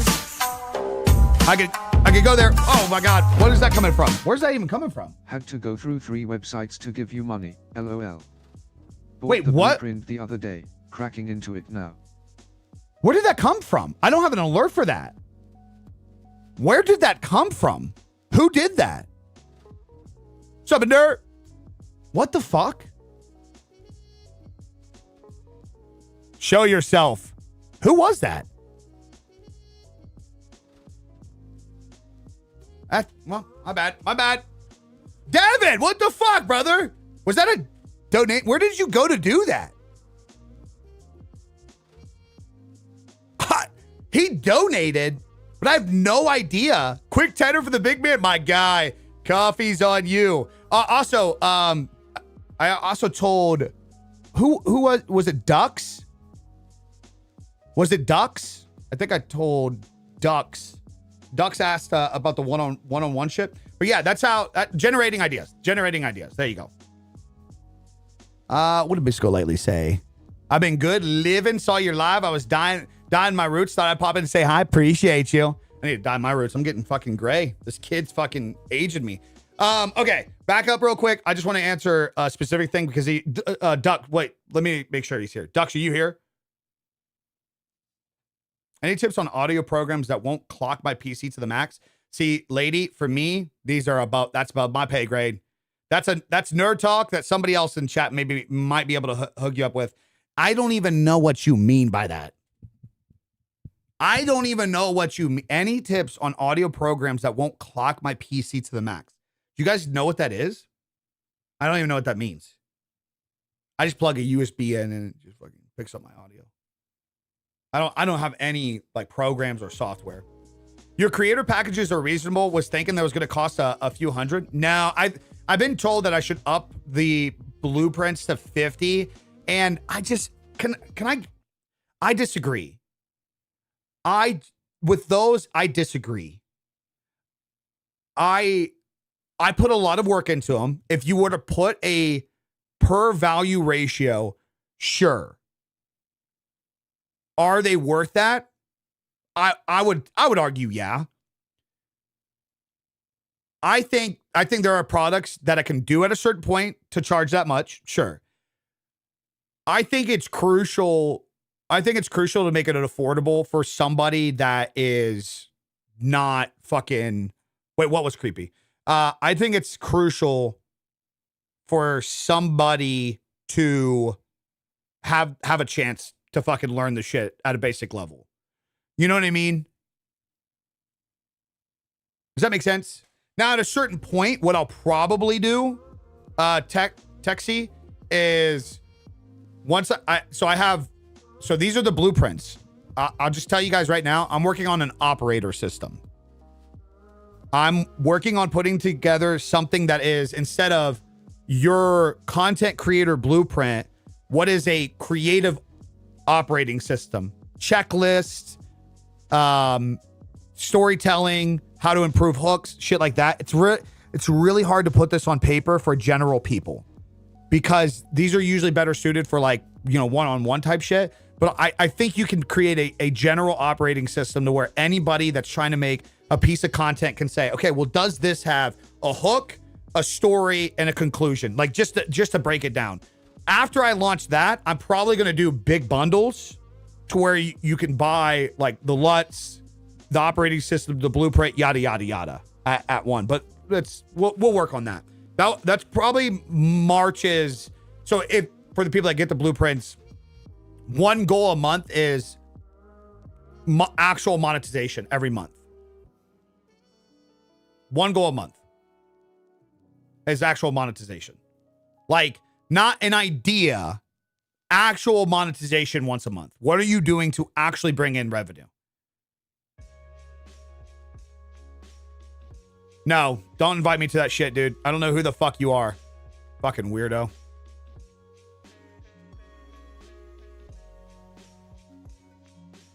I wouldn't as a consumer. I had a debate spending the money. I'm sure they're worth more, but in terms of getting the average buyer, yeah, that's the whole point. Is it needs to be, it needs to hit people that are just starting off. It needs to be, I'm sorry, it just has to be affordable for people that are starting off. It has to be, in my opinion, because it's the most important part. It's the most important part. The system building is the most important part. I just think it like my my thought process is I just think it will come back tenfold, personally. And then that's where you get the one-on-ones and shit, which I know Ducks asked about that, but I don't know if he's still here. I don't want to have to repeat it a couple times.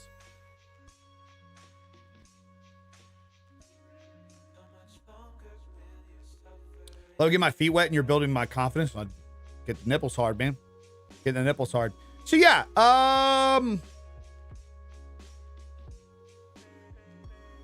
5. Yeah, we hit all the shit, didn't we? We hit all the shit. Let's see. Do I have anybody in the premium chat? Okay, we got a couple things in the premium chat. So towards the end of Free Game Friday, what I like to do, so we have a thing, a system for YouTube premium members over here. It's the $15 a month membership.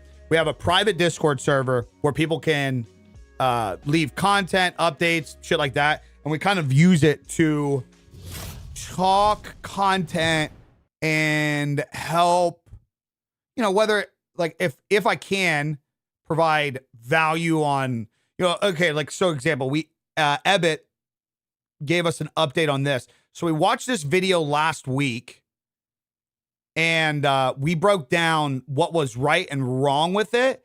And it looks like oh, well, I guess there's no point of clicking the old one because the new one's probably going to be the same. Yeah, it's going to be, duh, I'm an idiot. So he didn't upload a new video. It's just the new intro. I don't know if you guys remember the old intro. Well, let's see what he did. Yeah, it's a good, like... This is me. So much better pacing. So much better pacing. And I think the fact that he started off with the... you know, like the fucking... It's just like a good stop hook. This is me, and I am currently hunting down my friend So good. on Little Such a good St. intro. James Island. A remote but luxurious private villa with more rooms, hallways, and potential hiding spots than you could ever imagine. How my much friends are the hiders.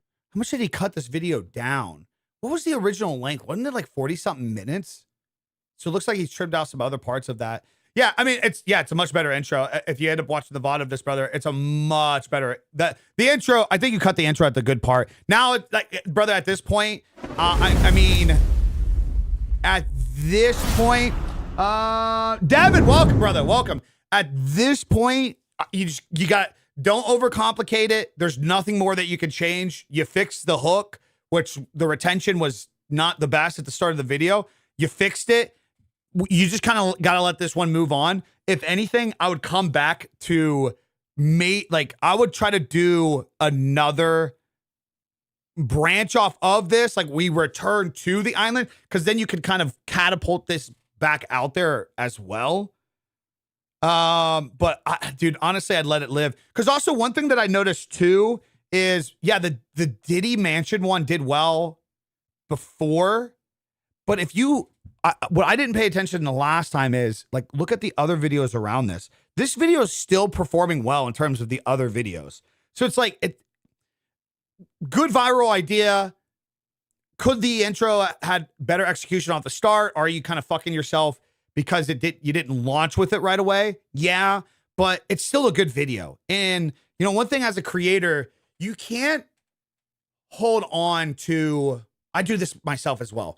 You just cannot hold on to an old idea where you know you fucked up. Like, as you learn content creation more, especially you learn YouTube more, you learn like, fuck, the video was good. I just fucked up the intro, or I fucked up the thumbnail and title. And you try so hard to like revive that video. You can do a couple things. It does work. I revived I catapulted my most viewed video on my YouTube channel. This was at like, it was actually just below this. It was like at like 500,000 views, and it was like flatlining. I removed part of the intro and it got like a second life. It was crazy and became my most popular viewed video on my channel. That can happen, but I'm telling you right now, if you start chasing old videos and you start living in the state, like, you can't produce another good video. I just don't think it's healthy as a content creator. You made something, you made a change to this to try to see If you couldn't get it another life, if it gets pushed into the algorithm more again, move on. Time for the next idea and the next one. Never create this idea like your best idea was the previous version and you got to fix it, because you can always come out with other ideas. And you can repeat things too. I mean, King Wool's great example. I'm just instantly thinking for some reason, just because like he just like, you get a recipe, you get a system, you get a routine, you replicate it, you replicate it, you replicate it, you replicate it, you replicate it more and more and more and more. You don't overcomplicate it. You don't overstress about it. You just fucking replicate it. The IEMs that I use are on my channel, or on my website, excuse me. Good shit, good shit. Guys, again, if you guys join the premium membership to be a part of this, make sure you guys are joining Discord, connecting your Discord to your YouTube channel as well. Hoster's been around here a lot lately. Been leaning into the horror stuff. I wish he was, did he say something in here? I've mainly been focused on thumbnails and CTR. The 460 viewed video has a 4.5 CTR, not the best. The Poppy 5 is 3.1. So I'm thinking of flowing into the style more since it's working. The next focus for me is video intros. Well, I want to be clear, brother. 4.5 to 3.1 is not good. That's not, especially for gaming. That's so you can't look at it as like, well, the other ones were doing one. I know you're going in a positive direction, but like you need the fucking you need the 6% click through. You need the 7, you need the 8. We're 1%. Yeah. So you're making improvement, but I don't want you to get in the habit of being like, okay, because these are better than the old ones, you need to keep doing these. Now you need to figure out the big guy. You need to get the big guy. So like, don't try just replicating these because these are better than the 1%. You need to like improve these more. Start to improve these even more. I will say that like even what we talked about, clearly better than the previous ones. Clearly better than the previous ones. I think my biggest advice to you is like, I think you don't fully comprehend the reaction shit. I still think the reaction shit, having emotion in the thumbnail is good. I think you're overcomplicating it big time. I don't think you're clearly hearing the feedback on the reactions. Again, like, okay, if I was just not to be nice, take your fucking hoodie off. Take your hoodie off. You're killing space. It is dead space in the thumbnail. Take your fucking hoodie off. Get it off. Remove it. The cinematic lighting to your face, stop it. Stop it. Take a fucking picture of the light being in front of your face, facing where, like, the light should be on the side of the face that's in the photo. I should clearly be able to see the emotion. That's the whole point of you putting your reaction in it, is the emotion. You're getting the emotion. Jordy, make sure you got tied make sure you're in the Discord and in the premium members thing. This is the only way that we can organize it across the board. Only way that we can organize. Like, brother, I don't get the fucking hoodie. I don't get it. I told you in the one thumbnail, I'm like, take your hoodie off. And like, you did it 3 more times. What the fuck is the point of the hoodie? What is the point of the hoodie? Are you trying to like get in character or something? Is it because Wolves puts in a hoodie and shit?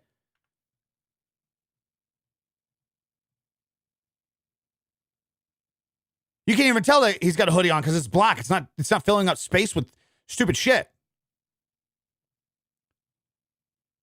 Well, the tough love part is like, I literally said, get rid of the fucking hoodie. Why do you have a hoodie on? What's the point? What is the point of having your fucking hoodie up? What is the point? Look at this one right here. Look how much dead, like, space you're filling up. Hold on. I am the voice. Whatever that thing in the house is, try not to look at it. He's lying to you. Toasties! 1. If you hear a voice... I'll just show you how much better this is going to be.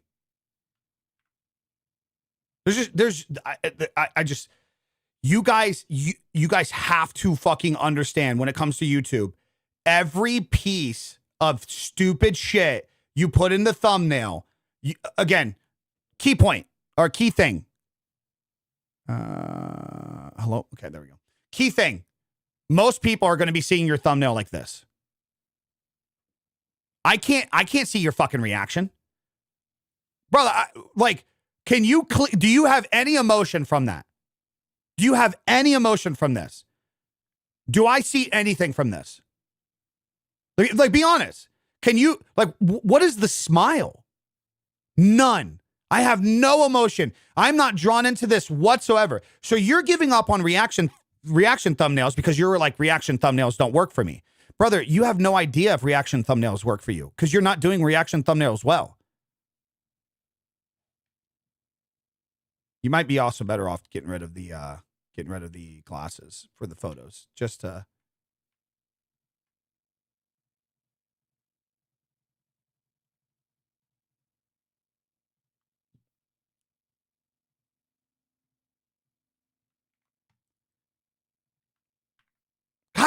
I fucking hate TikTok has like a shortcut thing. Hello? Oh, wrong one. And I told you before too. Chin to forehead. Chin to forehead. Chin to forehead. Chin to forehead. Chin to forehead. Chin to forehead. Chin to forehead. Chin to forehead. I don't know if I've said it enough times yet. Chin to forehead.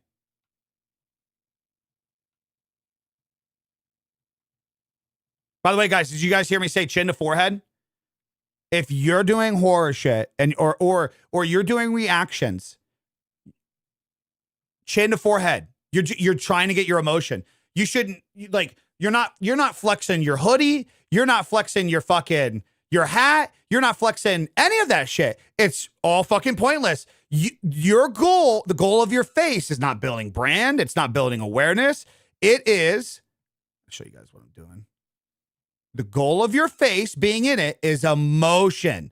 It's all emotion. That's what you're trying to get. You're trying to get a response that, oh, this was fearful. I wonder what it is. Emotional damage.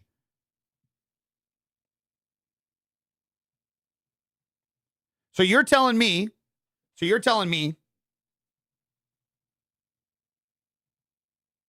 oh yeah, So you're reporting back to me and you're saying, yeah, this doesn't work. I had to remove my face from stuff. So I'm going to start following the things that are getting 3.5%. This is where creators go wrong. Brother, you still don't even know. You still don't even know because you haven't, this is what I'm saying. You got to stick with the shit until you find out something works. You did 3 fucking thumbnails and you're like, yep, doesn't work. Doesn't work. Brother, you're going to have to post 20 fucking goddamn thumbnails. 20 until you find the one that fucking works. If you keep changing after every 3 and overthinking it and overcomplicating it, you're gonna just coming up with you're gonna think that 3.5% is good. It's not good. It's not good. Now, just in the comparison of these, obviously, which one is more clear? Just in the comparison of these, just between this, what is way more clear? Way more clear. Clearly. But again, now you got to improve your emotion. You don't have my emotion with this. Okay, I see a face. I see a face is there. I can see that. I can see a face is in the image. But where's the shock? Where's the awe? Where's the fucking, oh my God?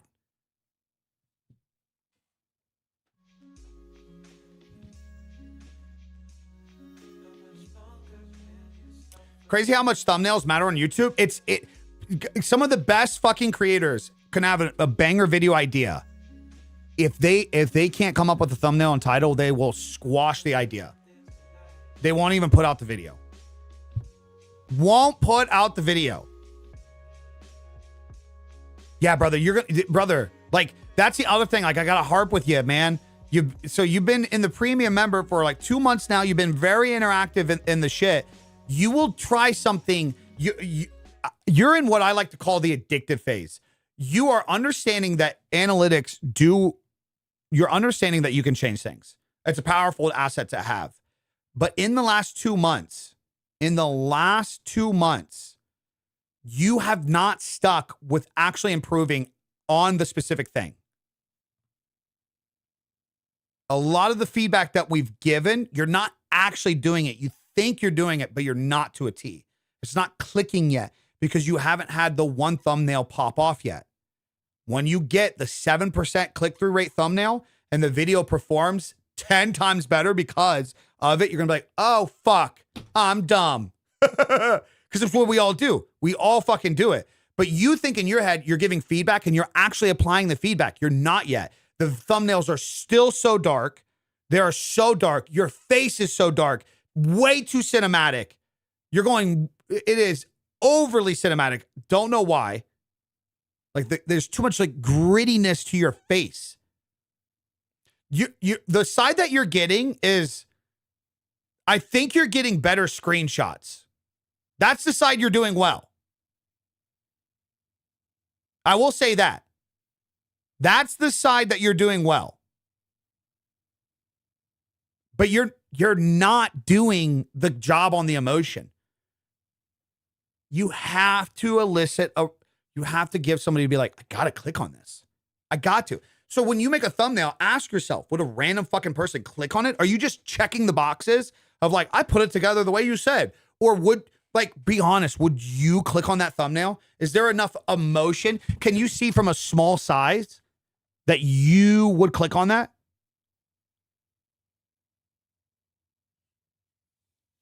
Got to remember the YouTube home screen has less slots. Well, yeah, it does now, but I mean, even still so. It doesn't matter if it had 50 slots. These thumbnails are not going to do good with even 50 slots. You got to remember, the bigger thing to remember is, remember on the YouTube home screen, you're putting your thumbnail against other people that understand how to get 7%, 6% click-through rate. Would you think 5% click-through rate for a brand new channel with one upload goes up to 1.2K views?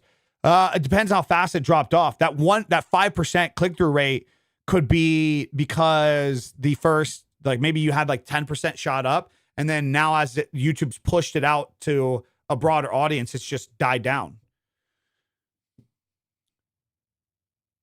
What's up, Toby? Yeah, but I know. I tried to explain to him a while ago. It's a double-edged sword because I tell most people, until you have a following, don't put your face in the thumbnails. Like if you're talking about a thing, just don't put your face in a thumbnail. On this side, it's you could just say YouTube and Twitch. TikTok doesn't actually do these things. I don't know where people create this narrative. TikTok doesn't actually cause problems when you do that. We're live everywhere. We're live everywhere. But the thing about this, Adrian, is like horror stuff.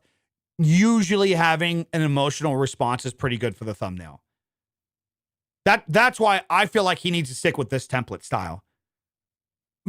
Because again, like we said, if you do research, like a lot of horror channels that do well, they all have thumbnails that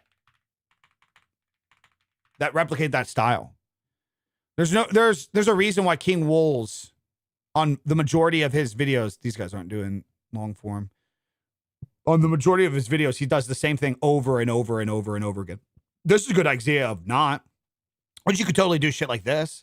But like, look how crystal clear that is. That is giving, like, it makes me want to click on it. It makes me want to click on this.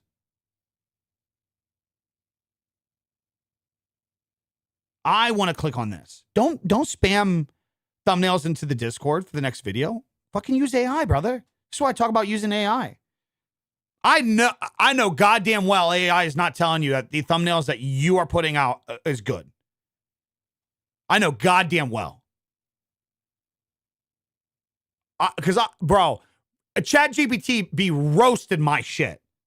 I know goddamn well ChatGPT is not telling you, yeah, that's a good thumbnail.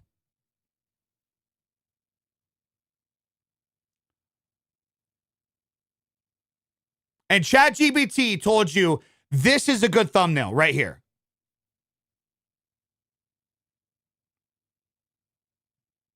ChatGPT doesn't lie, it just generalizes. That's the big problem with that. Oh, you're probably talking about these. Yeah, because like, yeah, that's where you take ChatGPT with the grain of salt. But I'm talking about these. I know, like, because these. So okay. The problem is not that you're not starting to understand thumbnails. The problem is the high click-through rate thumbnails that you could be creating. You veered off the path because you didn't perfect these thumbnails. That's your problem. I'm telling you these. Put these in the ChatGPT and you tell me that ChatGPT says this is a good, yeah, that's a good thumbnail. And it doesn't say, you can fucking brighten up your face a little bit. You can tighten your emotions. You should maybe take a better emotional shot. I'm talking about these. I don't care about these because you just told me that these are 3.5 to 4.5% click-through rate, 4.5 to 3%. Okay, it's better. It's not good. That's not good. So it tells you, okay, so bridge the gap here. It tells you one thing. You're clear in the point. So, okay, you're making progress in the CTR because you can clearly tell these are horror in some way. You need now to connect the system of get this result in this setup. Emotion, that result, make the combination, bridge the gap.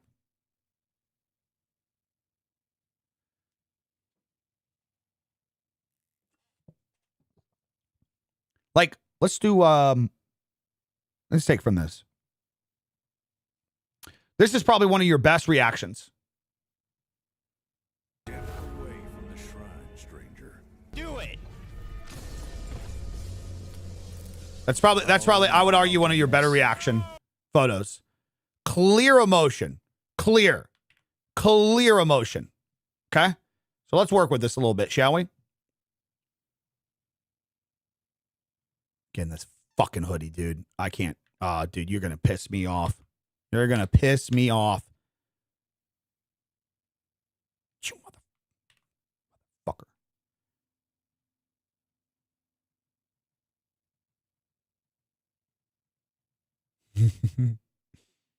All right, let's get this out of here. We're obviously just for the sake of the time. God, I keep hitting Control T. It's a shortcut in Photoshop, and it keeps bringing Discord or TikTok to the top. So take that, and then we take. Oh, you can even try this. You can even try this. God, do I keep exiting out of it?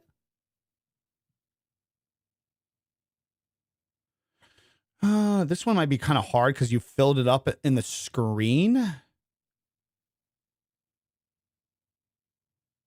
You know what? Because this is a good performing video. Hello? What's the watch? What's the 30-second and the overall on that? How's the intro on, like, how's the edit actually performing on this one?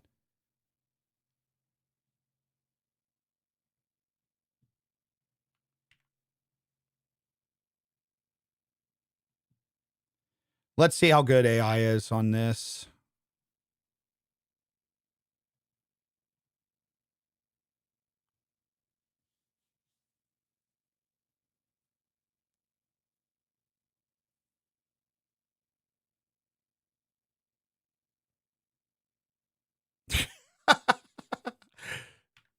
Dude.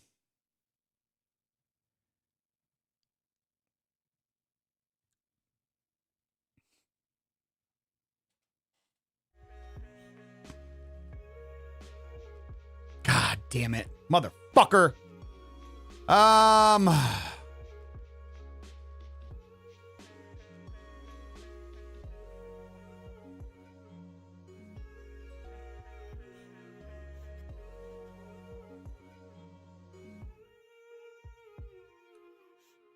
I mean, just for the sake of the video, because obviously I don't have like the screenshot for you or the screenshot from you.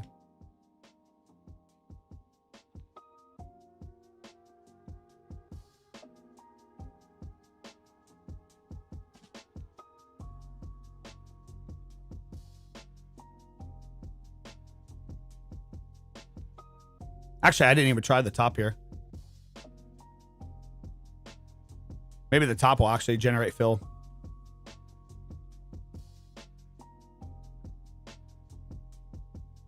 Not great. 16% stay to watch the with 1 minute average.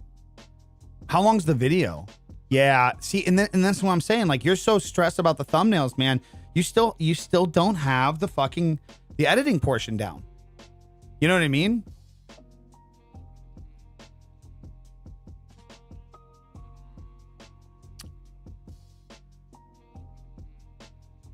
Here, I'm just gonna make it easy on me. We're gonna delete. Is it this one?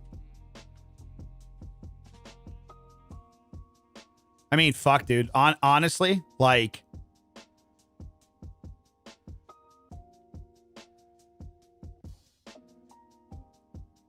by the way, you can learn Photoshop tools that will fucking help you immensely with this shit.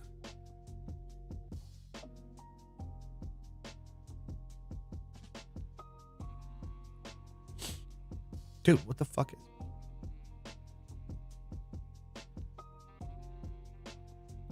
All right, let's bump those shadows. Get some of that detail back a little bit. It's going to be a little hot, so I'm going to cool it off a little bit. Maybe add a little bit of an S-curve.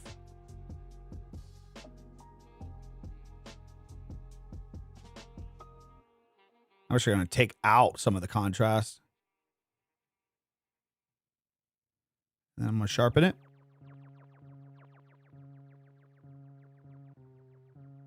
And there's motion in it, so fuck it.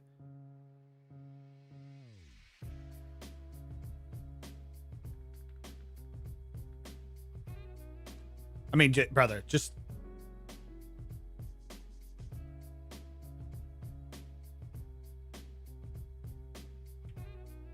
like...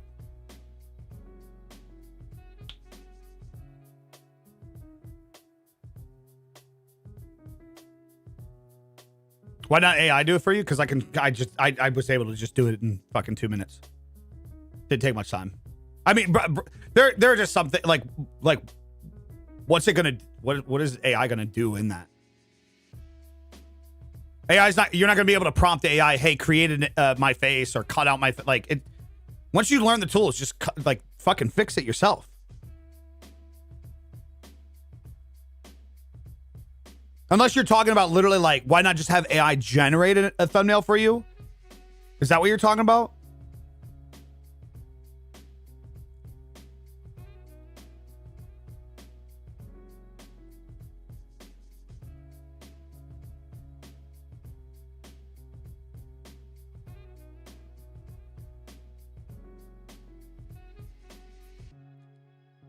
And they're not necessarily useless. Again, the middle ground that you guys have to understand is you guys need to separate the difference between having AI create it for you and utilizing AI to make it better. But what prompt are, okay, Papa, like for example, what prompt are you going to tell AI in this situation? Hey, I know you don't know me, but take a reaction photo of my face and put it on top of a game. Like what would be the prompt that you would give it? Yeah, too many people rely on AI. Just make me the thumbnail. By the way, you just can't do that, man. You're gonna get in a fucking world where like people are gonna start not clicking on shit because it's too overly AI, and people are gonna be able to tell.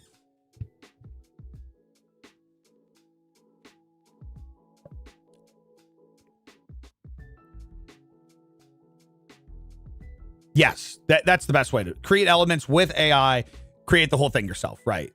Like you're like, unless you fucking teach your AI with like hundreds of photos of your face, which you could do, even still, it's not the best. You ever see like video, bro, Mr. Beast's face is all over the internet. You ever see like some of those video, like fucking what the AI will do, like auto-generating his face?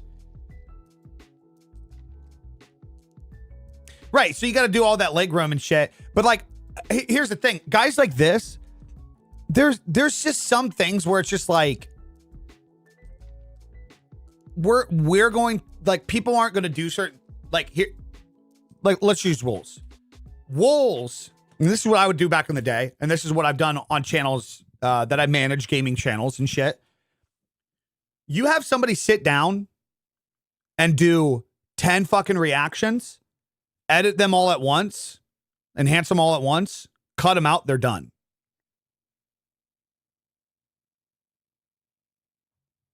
They're done.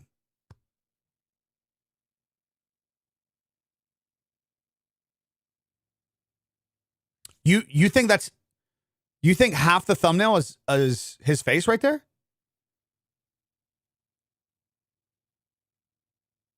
I mean, I would say that half the thumbnail being his face would be literally half the thumbnail being his face. That's not really half. Is that maybe 20%, if that? And I would go this far because at 12%, you can still see the emotion. Anything lower than that, it's hard to start to see the emotion. This is how you really want to edit most of your thumbnails at this range, because this is what people are going to be seeing. People are not going to be seeing it full size like this. So yeah, you could be like, oh, that's taking a lot of space. What if I just cut his face into like this much? And then you can see more of the thing going on. Right. Then people at like when you look at a 8 to 12%, they're not going to see the face anymore. You still have to have like the whole point. And we're again, please understand that with helping toasters, he is a horror guy. The whole part of why people watch horror content, aside for the indulgence of like the specific game, them being involved, is most of the time the reaction. Oh, somebody got scared. That's the bread and butter from a lot of these guys. That's why guys like Wolves kills it. People love his jump scares, his reactions, his character as a result for playing the horror games. So if you're going to take advantage of the emotion, oh my God, ooh, cringe, what is that? My God, what is this fucking nasty thing? Ooh, now I got to check it out to see what it is. If you're going to do that, like, you would want to have your face in there. I'm not telling, just because I'm helping Toasters, because he's doing this content specifically, does not mean we're saying everybody put your face in the thumbnail.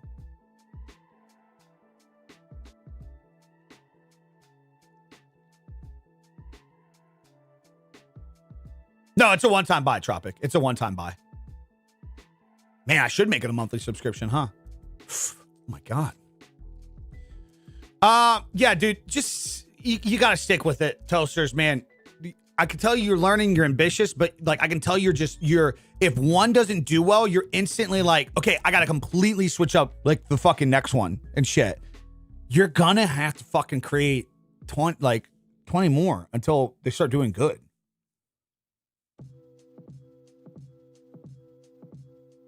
Now that's what you could use for AI. You could say you could take a picture of you with like, try to make sure you're separated from the background. So stand in front of a light, dark background.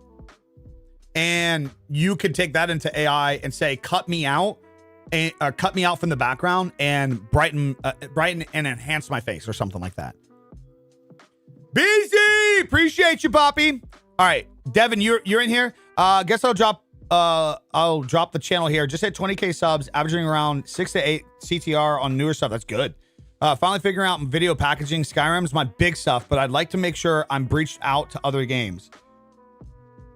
If you started getting paid $100,000 tomorrow to continuously produce Skyrim content, would you happily produce Skyrim content?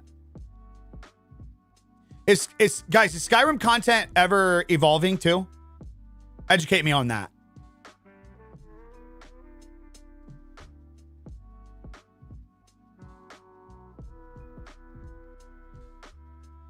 Right, but it sounds like you're not even into reaction content anyways. Texies. So like that, it doesn't matter. This is where dog shit advice in the online space is really, really unhealthy. Hey, I wouldn't click on your thumbnail if it had a face. Okay, would you even click on it if it didn't? No, not necessarily, somewhat. That's okay, well, I don't want your answer. If I was him, I wouldn't want your suggestion. I don't want somewhat. I don't want you being like, I'm like, okay, listen to this, guys. Listen to this.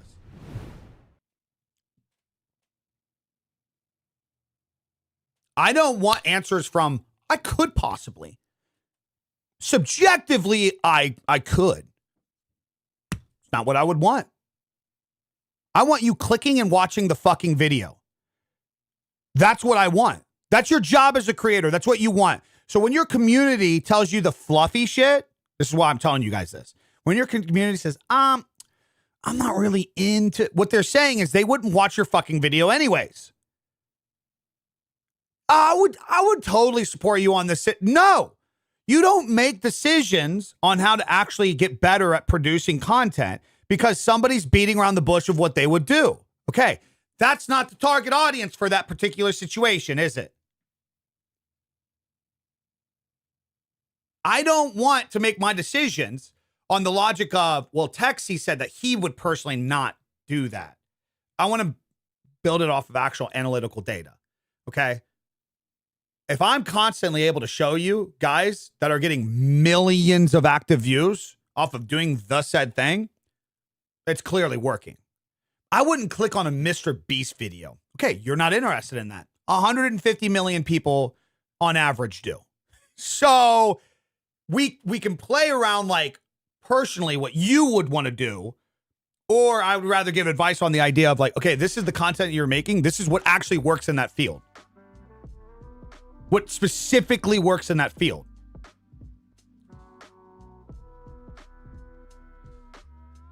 I cut my thumbnail and then paste it to a screenshot of my YouTube homepage just to see how it looks with the masses. There's an app that you can just use for that.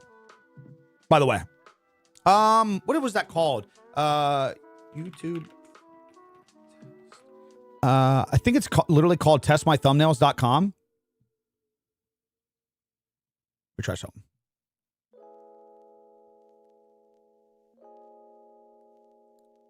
Yeah, there you go. You're welcome. Free Game Friday, boys. That's what it's all about. Free Game Friday. Testmythumbnails.com. Right there. And look at this. Mobile, too. Mobile. You can do mobile. You can do side by side. You can do search result. You can do just homepage.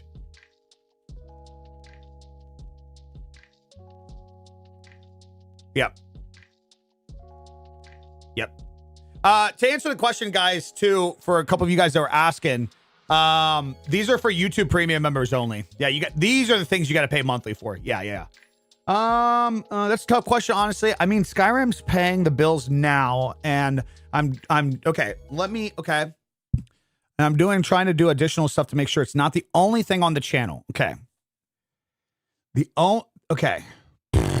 So the problem that I see is when you say that, the first thing that I'm seeing is this is my last shot at YouTube. Halo 3 changed my life. Team Fortress. That's all over the place. Is there a middle ground? So Skyrim's encounter system, really weird. Okay. So again, excuse my ignorance. I'm not too familiar with Skyrim. But see, and I see that the way that you make videos. I was streaming Skyrim the other day. Really reminds me of what the fuck is his name?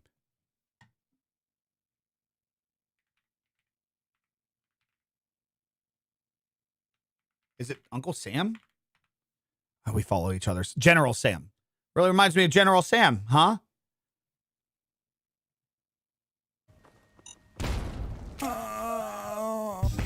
Isn't that how he makes his videos? Maybe he switches it up a little bit, I guess.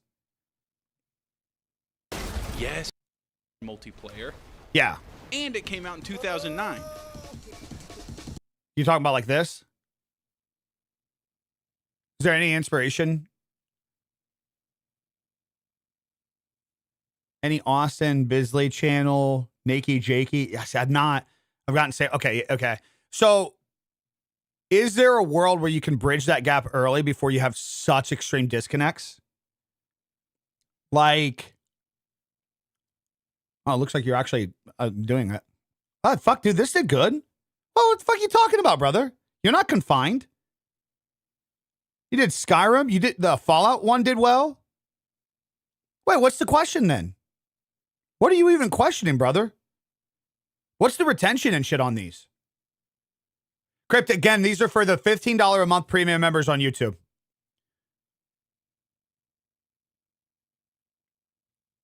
You're doing good with these. What's the first how's like the actual retention on these?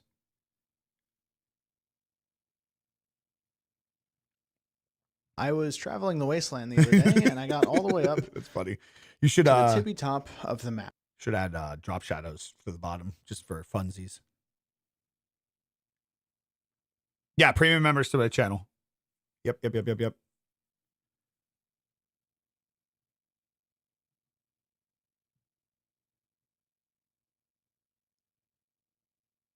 78 at the 30% mark. Ooh. Yeah, dude. What's your click-through rate? You said is that like 8? Is that what you said? I mean, what do you even need to know? You're in, brother.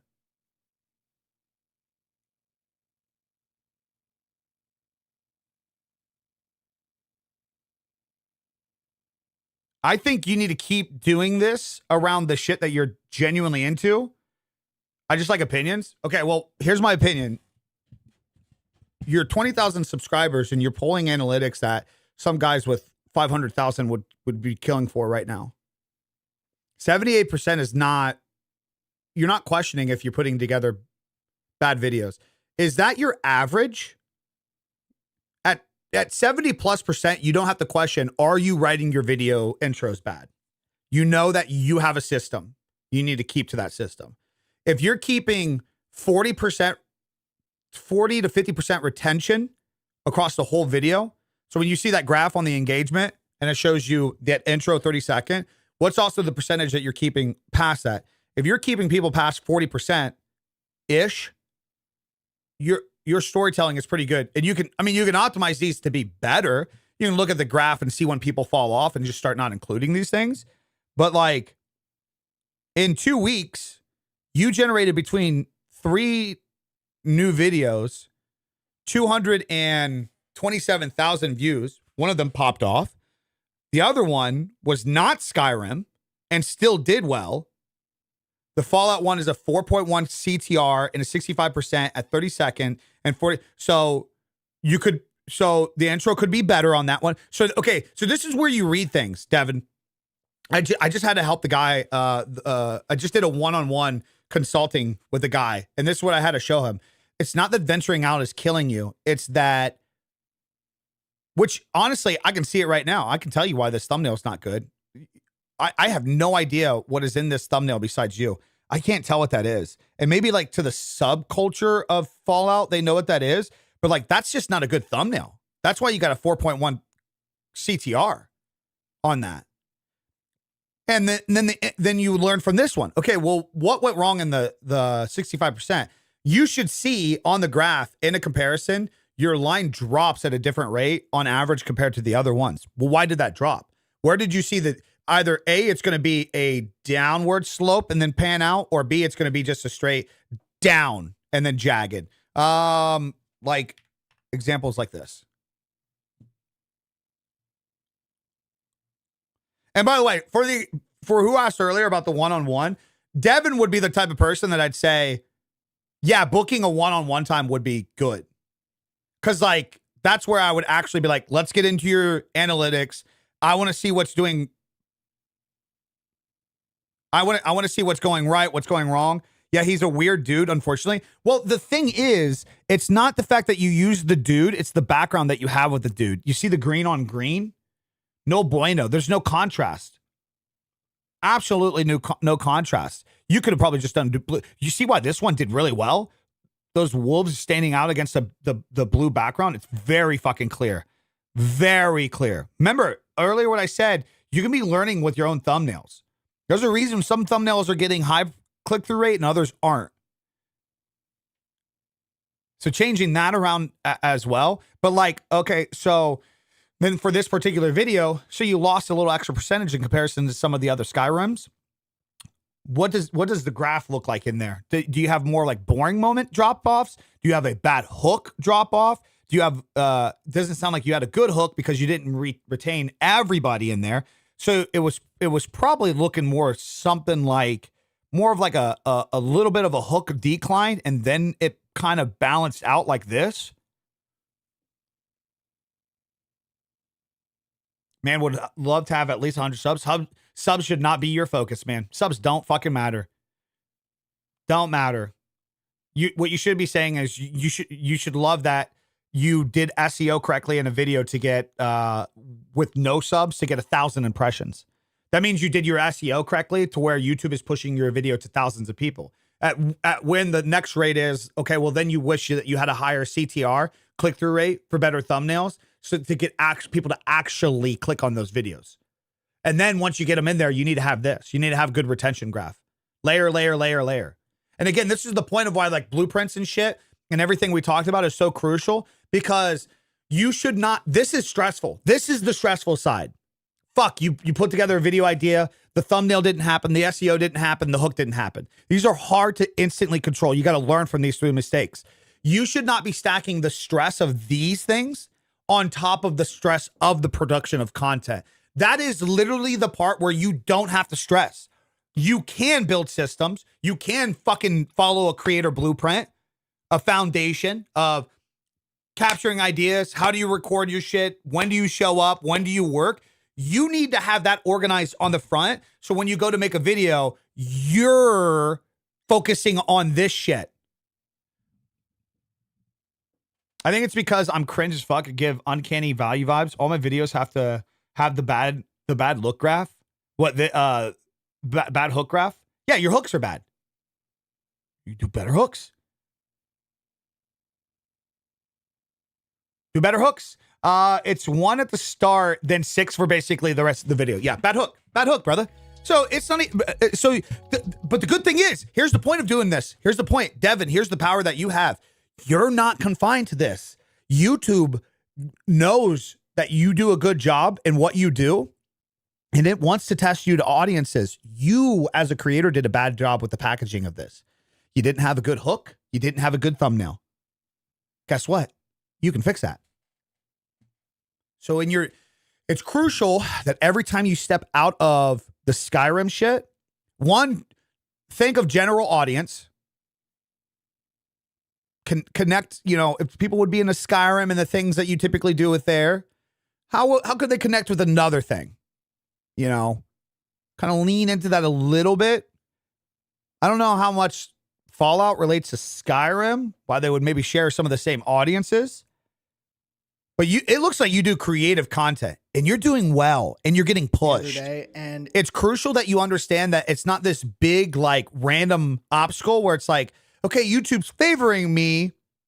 Same developer. Okay. So don't live in a world where like, okay, YouTube's favoring me. I just got to hope this luck keeps running. No. You're in control now. You're in the step that a lot of people would kill to be in. YouTube is favoring you because you produce good content. It's clearly good content. You don't get a 78% retention unless it's a good hook and a good video. On that one that got 78% retention, did you probably get about 50 to 55% watch the whole video? I'm gonna try to see how good I am. Try to see how good I am. On that video that you got the 78% retention, how long did people stay? Probably over 45%. Yes, sir. God damn. And you guys think that there's not formulas to this? You guys think that I'm just making shit up out of fucking thin air? We did this last time on eBetter. These are recipes, guys. I know for a fact if you tell a story this way and if you fucking get the hook and you're gonna get this many views, I know that you're getting long watch time. If this video would not have 200,000 views, if it had a good hook and then fell off, it would be stuck at the 10 to 20K range. It'd be stuck. Okay, and this is a prime example. This is where, like, learn from me. I'm stubborn. I'm focusing on my brand first. I create diversity. That's what fucks me. I fuck my channel by doing this. Just don't do that. Don't do what I'm stubborn. I'm very stubborn. If I can go to YouTube Studio right now to the AI and I can say, based off of the metrics and analytics on my channel, what is the number one niche I should be focusing on? Because I've done this and it says tech setup space. 100%. Meaning, if I would stop cutting out the building in public, if I would stop making videos about things like when I want to put together a view botting Everything. documentary, if I wanted to stop reacting about things, I would do better overall if I did what? And it's clearly obvious. If I just stuck with the setup tech stuff, I would do better overall. I'm fucking my channel by not focusing on that. I could be generating a lot more money here. I could be getting a lot more views here. I want to show you that I'm a prime example that you can't just gain views in something and think it's going to spill over to shit. It doesn't work like that. It does not work like that. This is the reason why I can put out a video talking about my desk setup, but even just making a video about a keyboard just absolutely tanks in comparison. Absolutely tanks. So much diversity, man. So much. So I wanted to share you that, Devin, because sounds like you want to branch out. It sounds like you can. It not sounds, doesn't look.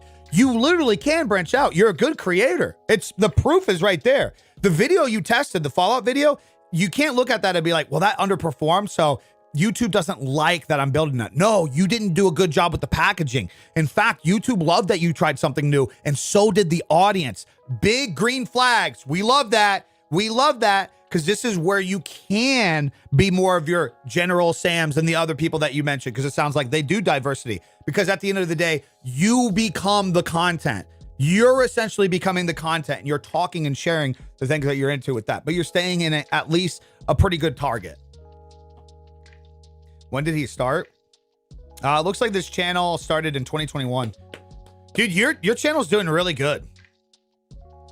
Dude, it is hard to pull these views for a lot of creators. These are good views.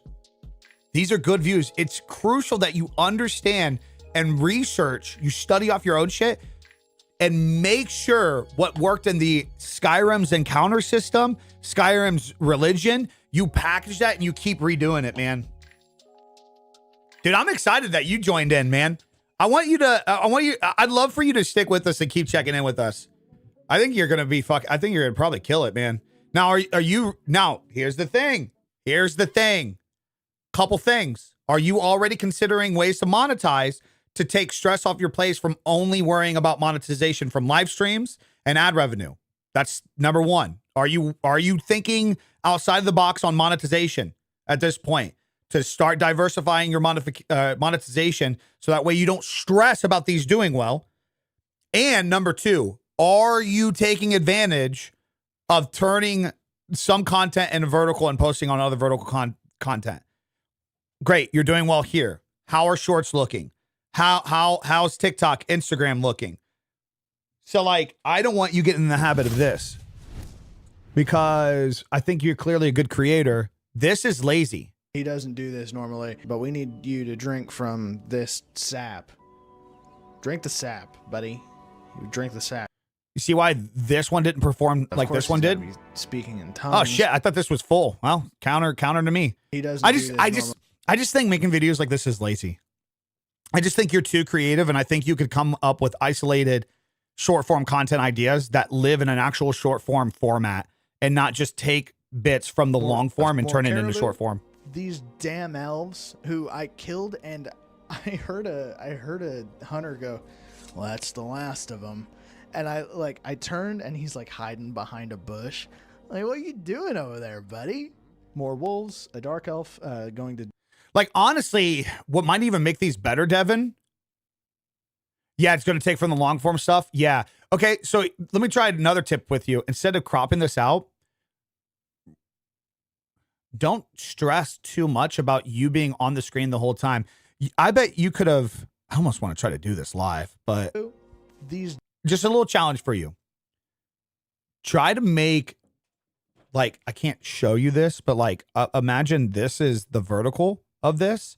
And every now and then you're cropping yourself in on talking points, but then you're just, because like that right there, like you could just have that be vertical. These damn elves who I killed, and I heard But the power with doing that is, so like that's not a good hook to a short. But the power of doing that is you can take a clip from your long form edit, stretch it to be in a 16:9 ratio, right? The edited version. And you can go back and forth from cropping and painting you to be in some of the talking points and you not in, but then that's where you can go and post and you can record an external hook, like talking, because you don't have to rely on just the footage of you talking from the thing, from the video, from the VOD, because you can input your own talking point there. You mute your track and your audio track. Yeah, because you're right. I don't, like, you're doing good on this. I don't want you stressing about this shit too. But It like, sucks because he's clearly in pain, right? You clearly have a good job at telling a story and you're creative in some way because people are fucking with it. They're staying and watching. And I don't want you to leave this fruit on the table too. And hey, maybe you should just, maybe there's a world where you just like have a day where you go back and you just make hot takes and heater zappers, just 15 fucking second shorts talking about specific things just to give a little bit of that personality and just knock shit out. Yeah, I would just, at the very least, if you're just going to take clips from this, try to have a better hook, just zoom in on the fucking camera and at least let it ride. I just wouldn't do the cropping. That part's just lazy. And even some of these are doing well. So like, again, the fucking storytelling is good in it, but also makes me wonder how many of these are doing well because maybe out of the 200,000 people that watch the long form, 100,000 of those people actively watch shorts. So your shorts started getting pushed to those people as well. Yeah, maybe do that. Focus on the long form presentation. Take the day after and try to just sit down and be like, how can I make vertical content out of a couple of these points? And then if you need to refill a hook, just do talking points over it and zoom into the fucking footage. Yeah, exactly. You only need a 2 to 4 second hook.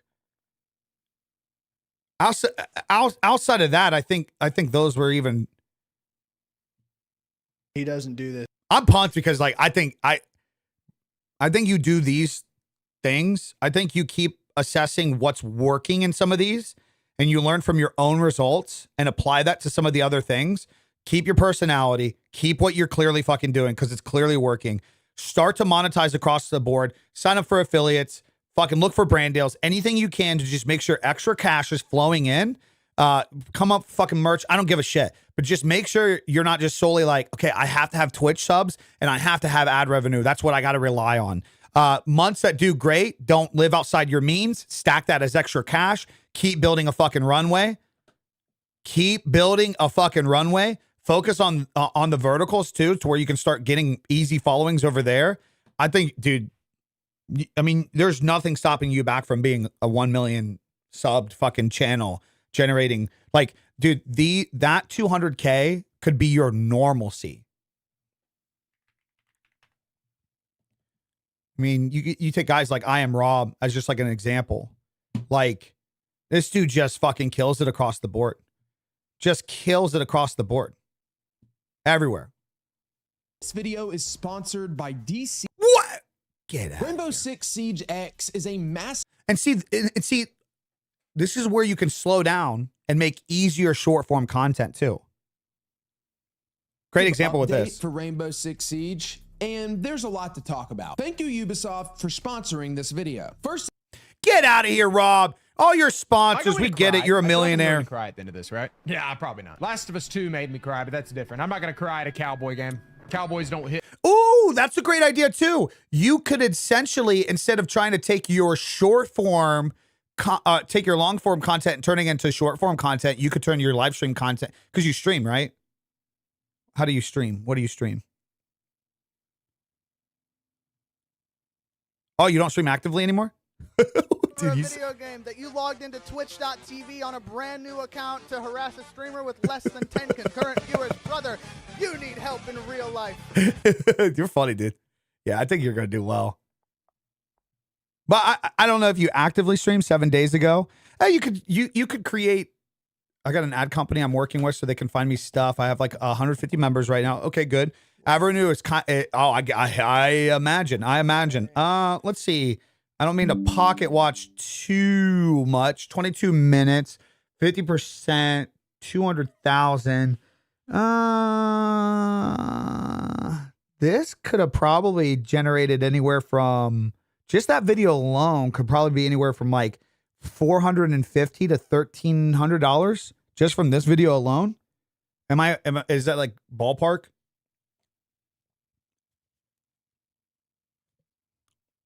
I mean, that's pretty good watch time on a 22-minute long video. I just assume probably like a few $100s per 100,000 views at that rate. Like if you were to get 1 million views, 1238, come on, guys. At this point, it's scary, right? It's scary, right? At this point, it's scary, isn't it? Yeah. So if you would have gotten 1 million views on this, it would have been like about like $5,000-$6,000 on this. And honestly, it might over time. I mean, that's only 2 weeks old. It could have hit up. And think about this. See, and think about this. This is why I always laugh at motherfuckers. So in my niche, at a point in time, that RPM is low. When I was doing just the tech shit, brother, especially the Q4 of the year, I had I had months where like some was, dude, I don't even want to say the numbers. It's fucking insane. There's certain like niches and things you talk about.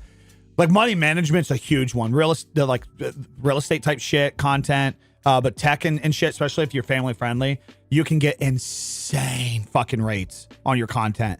Insane rates. Like some of my RPM on videos would double that easily. Like my setup videos, people were like, why do you make so many setup videos, brother? Have you seen the ad revenue you got on them? It's insane. It's insane. Let's not talk about TikTok's new low rate after the sale. I mean, TikTok never really had that good of a rate in the last few years. The whole 60-second thing is just so stupid on TikTok. Like videos having to be 60 seconds or more to monetize, just so silly. Just so silly. How long? Wait, was that just asked? How long do we need to count as a view? Oh, fuck. Ellie, did you ask that? Wait, what is going on with TikTok today? How long do you need to stay to count as a view? What do you mean? What do you mean? Yeah, Devin. Dude, check in with us a little bit more. Toaster, I put that thumbnail in there if you want to use it. If you want to use it. All right. I don't see anything else in the premium check. Again, guys, if you end up joining the premium members club, I'm going to call it today, by the way. If you end up joining the premium members club, it is crucial that we're trying to develop a system here. Make sure your YouTube is connected to your Discord. You will get automatic access to the YouTube premium member chat. You'll get automatic access to all the chats, all of them. So I'm going to peace out though today. Devin, keep killing it. Toasters, stick with the shit. Ebbet, good shit on the intro. Let's focus on the next fucking shit, man. Let's focus on the next videos. You fix the intro to the last one. Let that video live. Don't stress about it too much. You're clearly creative and full of ideas. Time for the next ones. Don't live too deep in the path. Yeah, guys, everything's on my website. Any of the shit that I use, gear list is over there. Blueprints are over there. Lock them in. Go snag a LUT pack. For some of the Devin, if you ever want to, you start doing well and you want some answers on some other things, you need more specifics, book a one-on-one time. We'll hang out. If you need any like setup optimization, where I could see it being valuable is if there is a workflow problem with you, like especially with the shorts. If you ever feel like if you have a good month over these next few months, you're still not doing everything that you do that we talked about today. You're not doing the best with vertical content. Book a one-on-one call with me on my site and we'll sit down and we'll fucking set up your OBS to make the shit easy, man. To where you can just start pumping out shit. Just eat like how I do it. I don't know if you watched some of my recent videos, but I have a vertical canvas, I have a horizontal canvas, and I'm able to just, when I sit down, it's fucking go time. Done. Don't think about it. Move on. So maybe it's just optimizing your setup and shit. That's to answer the Dux's question. which he left already. But to answer Duck's question, that's what one-on-one times are for. One-on-one times are you're already doing something. You've already started generating revenue. You want to hit new scales. You want to optimize your workflow. You've already got invested gear. Biggie, I just want to sit down in a call with you for an hour and just help me. I want to jump onto the camera setup that I have. Help me set up my lighting to be better. Help me to set up this to be better. That's what that shit's for. Those are not for calls to where you're like, I don't have any subscribers. I don't have any followers. Please help me blow up. That's not, I'm literally going to refund you. I'm not going to waste my time with that shit. You can get the blueprints. You stick to a 90-day system. You will get to a better point doing something for 90 days when starting off. The one-on-ones are more for like, actually providing real value, like how to take, let's get in a call. Let's solve a real fucking problem here. So yes, sir. Dude, Devin, keep going. I'm glad that you jumped in here on that. I'm excited. I get pumped, man, because I don't think you realize what you're on to. And I hate doing this because I don't want to overgas you up and then you get nervous about it, because a lot of us content creators will do that. But like literally, it's March of 2026. You could generate another fucking few million views by mid-year, and your channel can easily be at like 100K subs by the end of this year. No problem. No problem at all. No problem at all. The fucking the year that I gained like 45,000 subscribers on that Apex channel, when we were going hard on that, we weren't pulling consistent views like that, and we grew it that fucking hard. So I'm pumped for you, man. That's gonna be a big year for you if you keep it up. I can see you're already ambitious about it too. All right, guys. Love y'all. Good Free Game Friday. I hope it was valuable for you guys. Go have a good fucking weekend. I will see you guys on Lock In Monday, where we rip it, kind of get everybody started for the week. Yeah, everything's on the website, biggie.co. Join the premium members so we can get you guys in next Friday. Again, reminder too, if you guys are a part of the premium members and you missed today and you can't be here for next Friday, the point of setting it up in Discord is you do not have to be here. You don't have to be here. The chat is there to where if you're on TikTok, if you're on Twitch, if you're on Kick, if you're on YouTube and you can't be present in the stream, we have a area now in Discord where as long as you connect your YouTube to Discord, you can stop by any day of the week from now till next Friday, and you can ask questions. You can give links to stuff. Go back, check the VOD, watch it later if you want to. Okay, guys? So I wanted to make this to where we don't miss people now. We don't have to have you in the stream. We don't have to rely on that. So if you guys, we missed a little bit of you guys today, hop in there, guys. Hop in there. But again, you got to join the membership on YouTube. It's the $15 a month. Connect your YouTube to your Discord. It will automatically sync and you will have automatic access because of your membership in the Discord server. Discord.gg/Big E. All right, guys. By the way, Discord's also on the website as well. Kick, Twitch, YouTube, Instagram, Discord, gear list, everything. Everything's over there. Everything. Righteous. Fucking, I think you're in the premium thing. What's the performance anxiety? Put it in the fucking Discord, brother. Put it in the Discord. All right, guys. Love y'all. Have a good weekend. Enjoy some time this weekend, guys. Have a little fun. I know weather's turning around. Get out of your house for a little bit. That's all I got for you guys today. I'm out. Peace. Deuces.